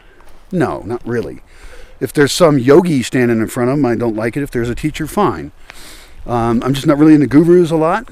I'm not a guru, even though I really like the fact that I have multiple perspectives on things, and I try to play in my mind with the universe, and then I want to share those thoughts with you. But I'm not a guru. I'm not a guru. Those guys, like, they always end up being corrupt. Almost always. Not always, probably. But, you know, they get sexual stuff, and it's like, because they put themselves in this high position on a pedestal. I don't want to be on a pedestal. Don't put me one there. I mean, don't put me on a pedestal. It's very rude to do. And that's another reason I don't want to be a guru, because I don't want people looking at me like that. Anything I say is an attempt at circling around whatever is truth, or interesting ideas also. And so, you know, I'm not really that dogmatic person, even though, for example, I've come up with rules and systems here of how we do things. Like, how do we cook food? How do we source our food? How do we build trails? That's a bigger thing, you know. But day-to-day life here, I guess people don't need to know all about those things. Like, they don't need to know design rules for how you would design a trail system in a particular area. That's not important to them, unless they got on a trail crew doing trail work, which most people would not want to do, by the way. So yeah, I think, I guess I should help people by developing materials that help them study the rules that they need at the time. First set being to decide not to come here at all. Second one being kind of the initial social agreement in their initial application. And I do need to have better follow-up after the initial application. This is true because I now accept people only for longer periods of time. I'm accepting them for like a month minimum right now. And a friend of mine who was just here a year suggested that maybe I should have a year-long program. And it does make sense. You know, you get used to the people more. I could have a month-long program or a 2-month-long program. And you have to go through that, and then you may be able to come back for a longer program or another role. But I think I need this introductory one. It could be that I could have it be a month long and really do well at making the materials, like videos and stuff, about every aspect of the project be very clear. And so that everything they see around them, every day, they watch a video about some aspect of this project. And then I don't have to say that to them in person because it's a waste of time. They can always ask questions, right? I can be available for questions. Whoever's more expert than me can be available for questions. Better yet, people can record their questions or ask them on Quora, and then we'll respond to them there in a way that actually benefits more people. Because one-on-one conversations with a teacher is a lot of investment for the teacher in you. A lot of investment into you. And it's not necessarily very efficient. So I almost want to change the model of teaching so we don't have people sitting in classrooms, many of them spaced out anyway. I didn't like being in classrooms really ever. And probably one of the reasons I don't like groups even, because I'm stuck there in this room with people and I probably already know the subject pretty well. Not always, it depends on the class. Or I just don't like it. I don't like sitting there. So I believe that a kind of virtualizing the educational experience where I make videos on topics, in this case, a place, an institution makes videos on topics. They're indexed well, they have an order of progression, they have vocabulary lists, what new words are in this video that you haven't heard in any of the previous videos. You can have different tracks of all kinds, right? And then somebody goes through those, and then they can write up their questions about it. They can write them up on Quora if they're not there already. There can be a list of Quora questions related to it. And that way somebody can go get text on that topic. There's a list of Wikipedia articles, a list of other articles. And so that, you know, if somebody wants to learn about how to build owl boxes, because they're doing wildlife habitat restoration study, then they have a spot where they learn about that. And then maybe they go do it, and they learn their basic woodworking by making an owl box. And they do it really well. And these things have to be very organized. I have had a lot of people come here, and I mostly let them do the project their way. That is fine, but we can do better than that. We can build up knowledge better than that. As people have a question or an idea, then we can flesh it out and investigate it and document it in a way that somebody else can come in and very quickly get that knowledge, really fast. And then they can advance further along that line of thinking. Like, is an owl box a product that a local business here could make, and we could hook up people who can sell it with people who can make it in a nearby town where I want to bring money into the town. I want to create employment there. I don't even have to do it myself, although I do have wood that they could use, potentially, and then sell owl boxes. Basically increasing the owl population, which reduces the population of at least rodents I don't know that they eat mosquitoes. For that, maybe you'd want to do swallow boxes. I don't know. But mosquitoes are a disease vector. And everybody's talking about, chemicals and stuff for that. Or a lot of, actually, there are some really interesting solutions. Some of them use plastic and stuff, but like owls, bats, bats are questionable because I really worry about them as a disease vector. So I have bats here. I have them in houses. I have had a horrible time kicking them out of some places. And I want to build a bat cave maybe in a spot. But then I also wonder, are they such, because apparently they host a lot more viruses than a lot of other animals, are they so dangerous in the long run? I mean, not that we're going to eat them or anything, but are they so dangerous in the long run that they could actually eventually cause an outbreak of something here? Because we have close contact with too much nature here. Like, I don't even want to touch dead stuff anymore, dead wild animals. I don't feel like it.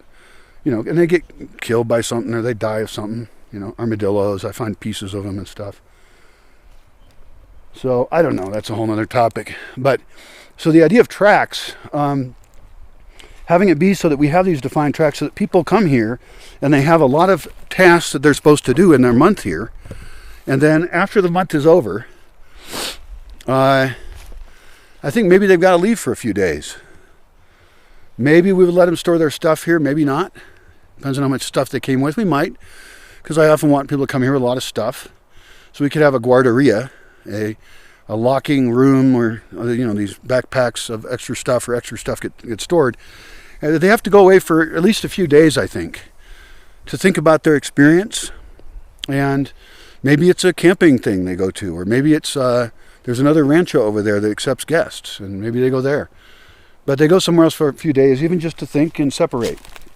And then they should be thinking about who they are in the context of their life, what they wanted when they came to this place, how it was different than their expectations, what impact did this space have on them and the things that they did, what impact did the other people here at the time have on them, and what impact did they have on the space, what did they offer other people, or how was their interactions like. And so they can both enjoy the memories of what has happened and look at their pictures they took or whatever. Pictures are there. And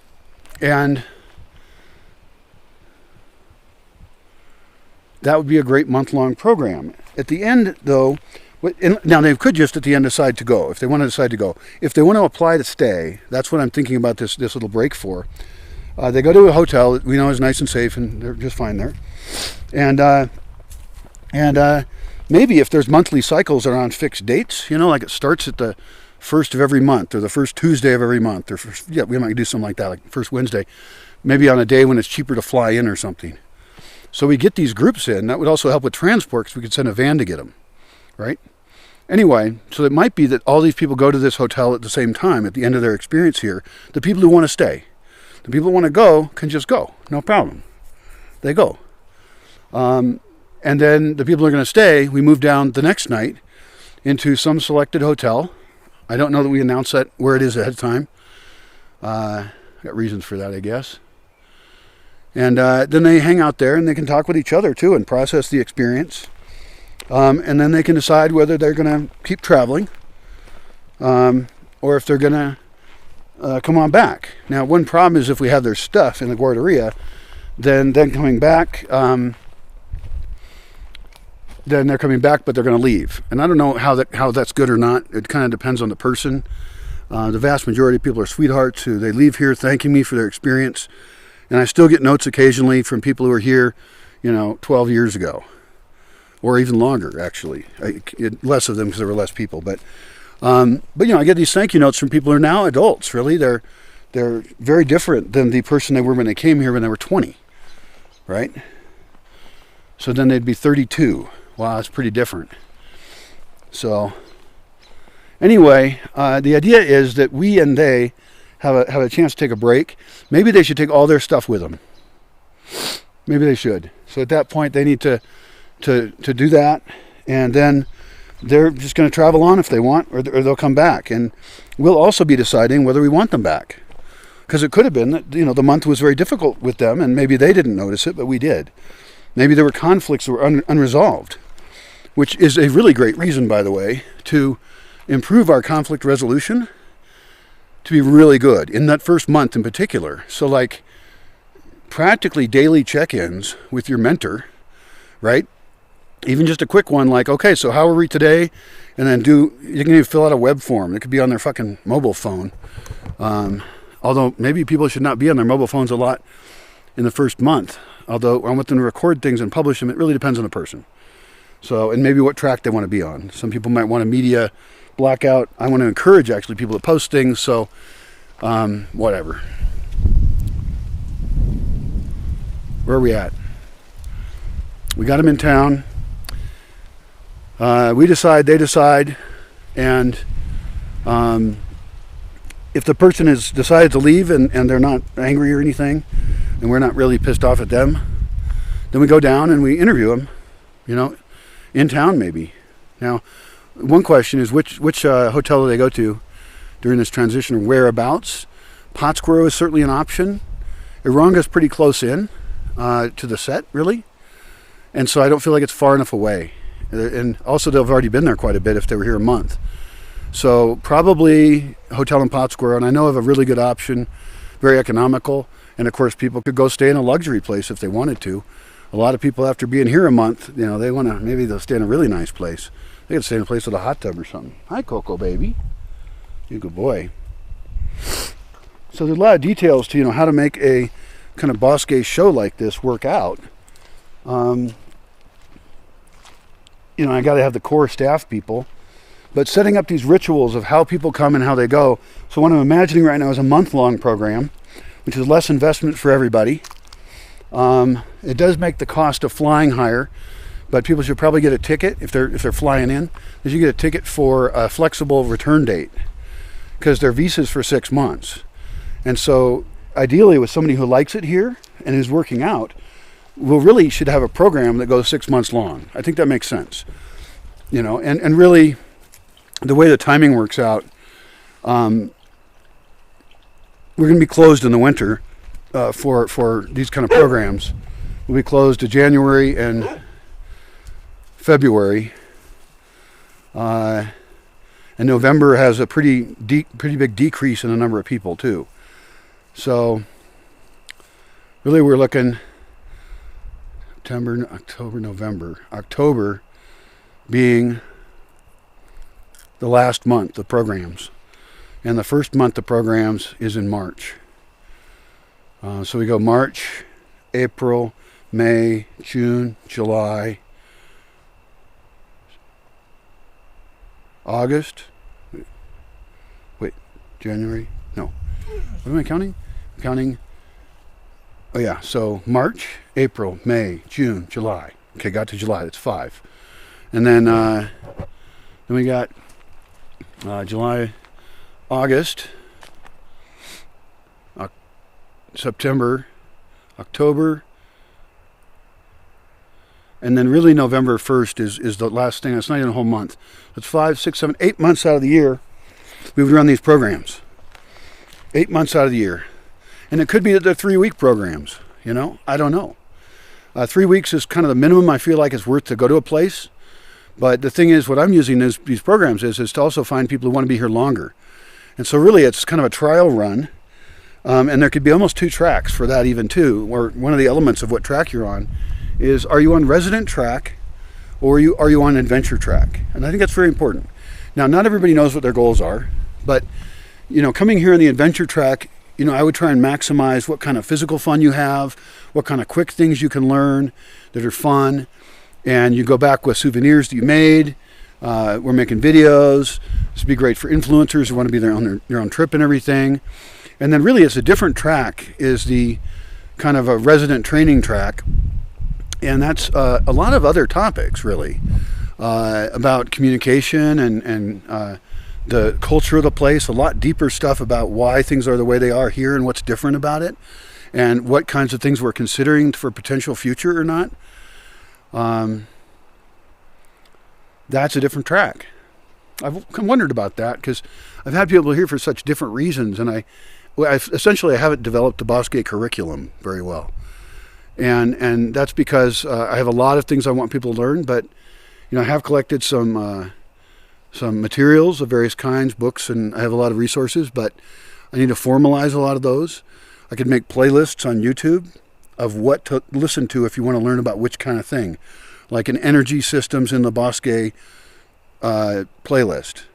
In fact, one for every single area. That makes perfect sense. Because I got, you know, different areas of development of things here, like agriculture, architecture, stuff like that. The dogs are all mellow. They're going to wait till it's like 3 in the morning, and then they're going to go chase some wild animal around and yell at it a lot and barking and waking me up. A lot of wildlife here. Yeah, so I guess that's the thing is, and so those people would have very different expectations showing up here. The vast majority who've shown up here, of course, really just looking for adventure and fun.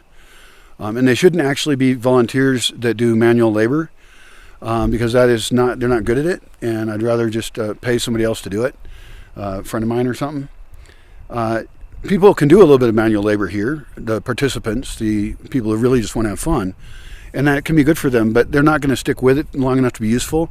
So we'll do it. We'll do a little bit of video, you know, and there'll be a few crazy people who just really want to work at something and do it really hardcore. I've had some of those people, and those guys are free to do it, those people. And then, what I'd really expect more from these shorter term participants, right, of 3 weeks a month, is that they engage in the activities we have here, and that they have fun and learn, and that they do video and pictures with it and publish it to their social media. And that's you know, that's a no-brainer. We'll run those programs, and they're really easy to run, and people love them. Then the other option is to have them offer their knowledge, and we can create some things while they're here in a fairly short time. And so each person that wants to come here is that kind of participant, kind of a fun-loving participant, can be thinking about what things they could teach or how they would want to offer something to the group. And you can propose it. There's themes I like and themes I don't. If it's a spiritual thing, maybe. But I'm very suspicious of a lot of that kind of stuff that's used in really horrible ways. And so I generally don't want it. You know, music's very welcome, especially music you wrote. I'm not interested in covers because I can't publish those. It's an owned song by someone. I want you to either own it and give me permission to broadcast it, and you, of course, broadcast it too, and you get the service of us recording it for you. You know, hopefully with reasonable quality and increasing skill, hopefully too. I've done some real simple music videos, but they're real simple. It can be almost anything. So if you're going to apply, you know, really do some brainstorming about what kinds of things that you could provide here. I mean, it might be you just do a TED Talk type format on something. I love the idea of workshops. I love the idea of somebody having skill that's a high enough level of skill that we focus it on people, especially people who've returned here, and we give them that skill so that they can immediately teach it later. One of the reasons I want to have half Mexicans here is because I want to have a lot of people who live locally and can return a lot. Many of my people who have come from far away, they don't go to Mexico, you know, every year or something. So this is their one big trip, and so that's great, and I love having them.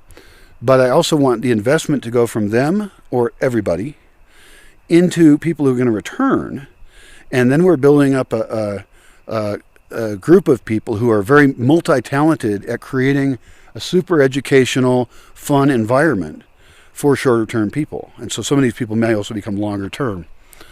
I can talk a little bit about who I want and don't want as residents. And the first thing I'll say about that is I don't want people who email me saying, can I live there, or when can I show up? And then I don't know anything about them. I don't know a picture of them. I don't see who their friends are on Facebook. I don't see what kind of groups they like. I do not know about this person enough to have them here. And they send a shitty little note. And I think that they don't understand. They have no empathy. Like, of course I want to know who the heck you are, you know, if I'm going to risk having you here. That's just basic. I mean, my gosh. People are so silly if they don't think about that kind of thing, you know. It's getting dark out here almost. I want to run and put my cane. God darn it. But attributes of residence, I don't know. People have to be able to pay for themselves. I get most of the people who want to come here want to live on a ridiculously low amount of money. One guy wants to come here, and he's a very successful guy, he says. He's gotten older now, and he's looking for a place just like this one. He thinks he wants one just like this one. And there's that cool light up there, motion sensitive. This was donated by a pretty fun participant who came through here. See, she brought a nice gift. A few nice gifts, actually. So this only goes off when there's motion, but it has a tiny bit of light the rest of the time. Tiny, tiny, tiny. Shouldn't even have to have that, but it's kind of cute. So this one guy said he wanted to live here for $5 a day. You know, and this is a place that provides food and housing and activities and has great ambition. And I felt like that was the most insulting thing I'd ever heard. There's not even an Airbnb you can stay at that doesn't give you food and doesn't have any cultural, you know, experiment to it at all, and doesn't have the amazing people I got. And there isn't even a place that's anything close to that cheap. Here in the Ronga area, which is a rural area where things are cheap, generally. Way cheaper over here than even across the lake. Pottsboro is more expensive. The beach is way expensive. And so, no, that's just an insult. He also didn't have much of a social profile. I don't think he had a picture of him. So the question with these guys is just like, what are you thinking, you know? You're nuts. That's totally nuts. I don't know who could think that. A lot of people think they don't need a headlamp. They do. They think at night in the evening that they're going to not use a headlamp and that somehow that's better. But if they can't see the ground well, right, then I don't like that because I don't want them to get injured. It becomes my problem if somebody here gets a sprained ankle, you know, or a worse injury could occur, you know. So, God damn it.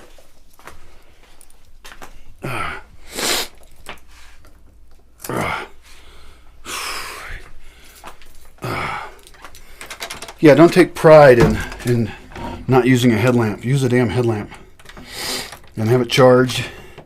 Have an extra headlamp maybe. I mean, the more people we have here, the less risk there is of some... Well, no, there's still risk. I mean, even that trail from the view to the lodge, I think that should be paved with colored concrete in ways that it's not slippery. And maybe even having two routes up the first part of that hill. Not sure. There could be stairs on part of it that could go up right near the tree with the electricity in it. So, okay, I'm here. I didn't eat anything today, I don't think. Oh, I had some dried mangoes. Those were great. I'm going to finish those dried mangoes. I'm not even going to...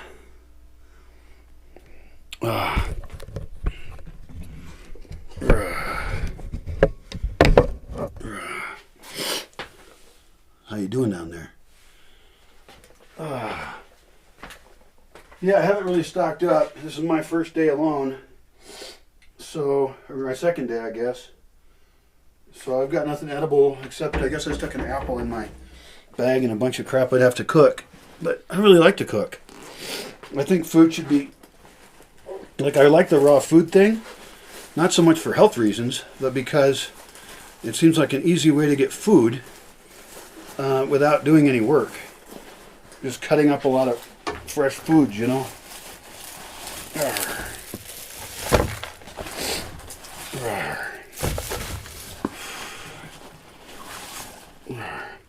Looking for that apple. Because I'd be willing to eat the apple. I'm not willing to cook anything. I don't like to eat onions raw. That seems gross. Oh, I found the apple. Good. That's a good looking apple right there. Take that upstairs somehow with a knife. Cool. I don't know who would watch these videos. They're pretty long. I guess I've gone hiking with people before. And basically you're going hiking around and chatting with me. But as usual, it's a limited conversation. So you're welcome to comment on stuff. I also recommend if you comment on parts of these long videos that you can post in your comment the timestamp, right? I think you just right click and say video at this time and then you paste that in there. And that way somebody can skip to the thing you're referring to. Because I talk about so many different things. And so if you respond and you say, well, blah, blah, blah, about something, but you don't say what the something was, then I don't know what part of the video you're talking about. If it's a 4-hour video, for example, which it could be. I mean, I make 4-hour videos. And then your comment should try and break it down by the time and then your statement there. I do welcome comments. At this point, I read them all because I don't get that many. If I get more, then I won't read them all, or I won't care as much about any individual one. However, if you want to really get my attention, you can make a really smart, intelligent comment that adds to what I know. If you disagree with me, please do so politely. It's just a request, and if you don't, if you're like rude or something, I'll just block you. So that's our agreement, I guess. Okay, so I got my headlamp. Thank goodness I had my headlamp. The other night I was down here. I'm not used to being alone, and everything's moving around, and I just moved upstairs, you know, because I can finally walk up these dang stairs, and that's better. And so I'm getting a lot of leg exercise all of a sudden. But what happened was I wasn't prepared and got caught downstairs in the dark. And the way it works is that the way the lights are, you can't get anywhere if the lights are off and you don't have a light.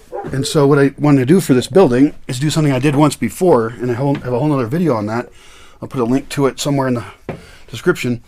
But I had motion sensitive lights along the various routes of the place, so that one motion sensitive light would cover a pretty big area, and they were very low wattage motion sensitive lights, but they're essentially navigational lights. So they come on from, like, there could be one up there monitoring this whole area.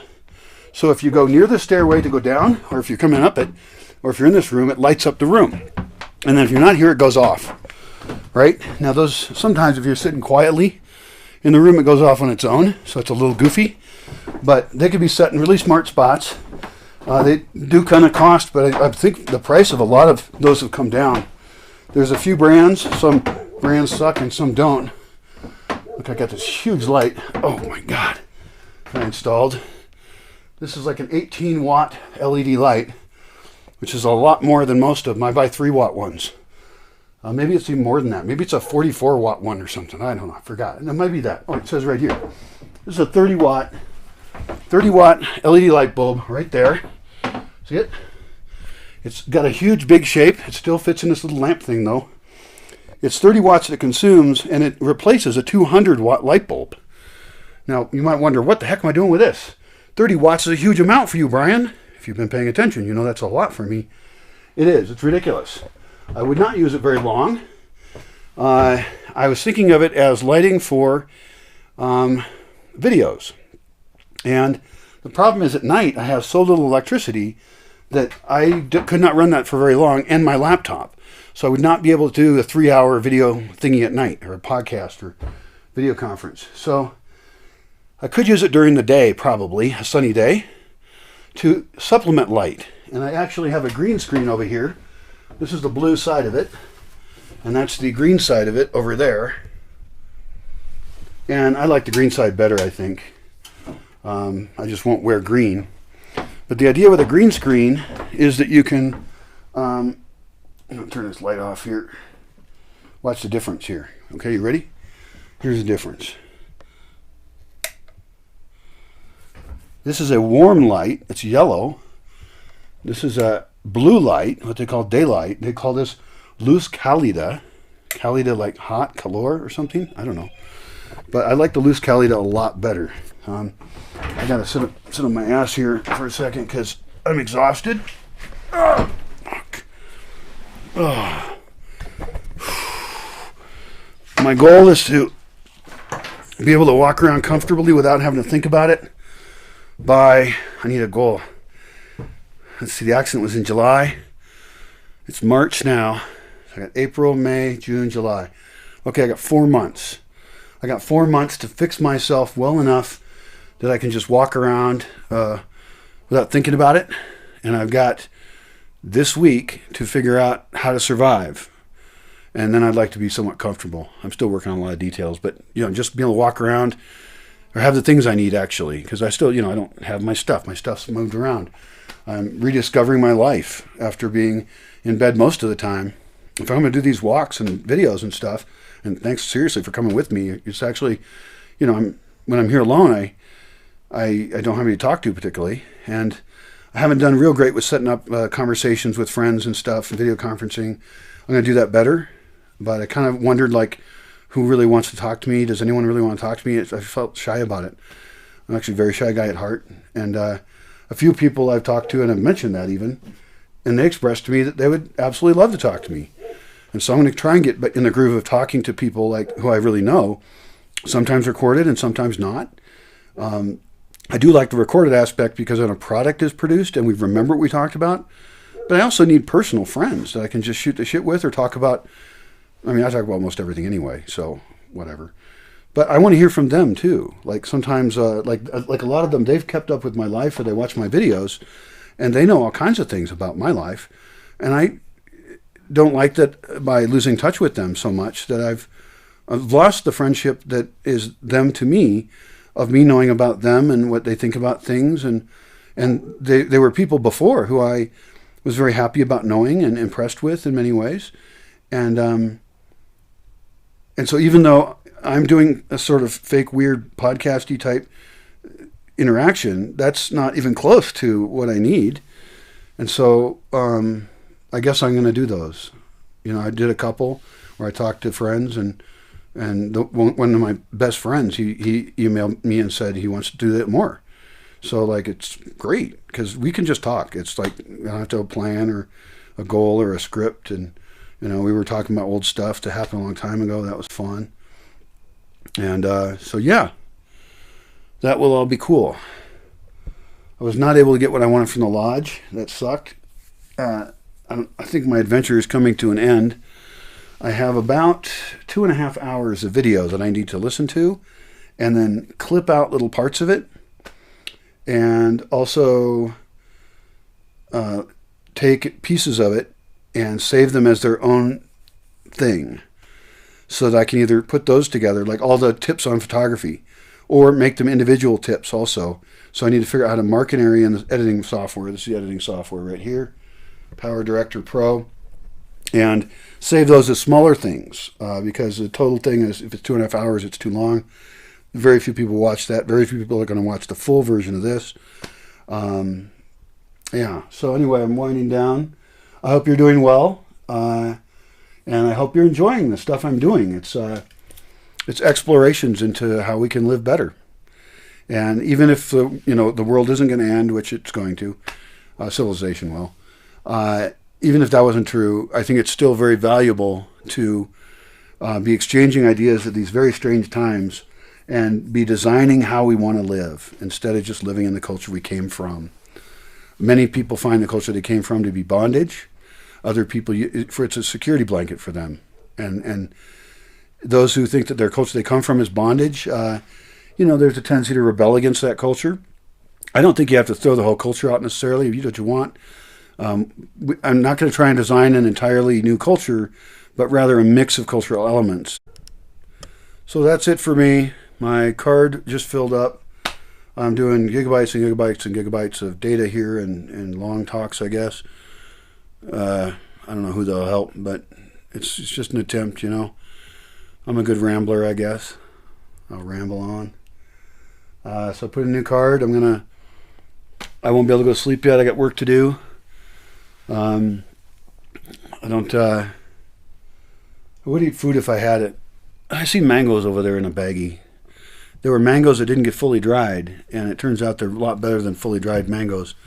And so even though part of the goal is to move mangoes out of mango season, they're so easy to eat. It's so easy to eat like 2-3 mangoes worth.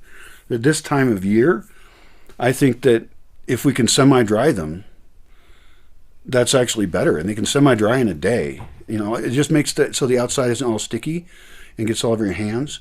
And so you can just chow them down. I mean, that baggie was given to me, and it probably has 5 to 6 to 7 mangoes in it that are dried, so they fit in there really well. And you can just stuff them in your mouth. Really very satisfying. We need tricks to make people eat healthy. And that's one that's just like candy, natural candy. So, oh my gosh. I don't have water. I gotta get water. Oh. Hopefully I zonk out tonight. I use sleeping pills on many nights. I did last night. That's one of the reasons I'm feeling good today. But I just lay there and my mind won't be quiet. It just won't shut up. And it's very painful, really. So anyway, I'm going to immerse myself into editing. That is less painful and more just annoying. So bye.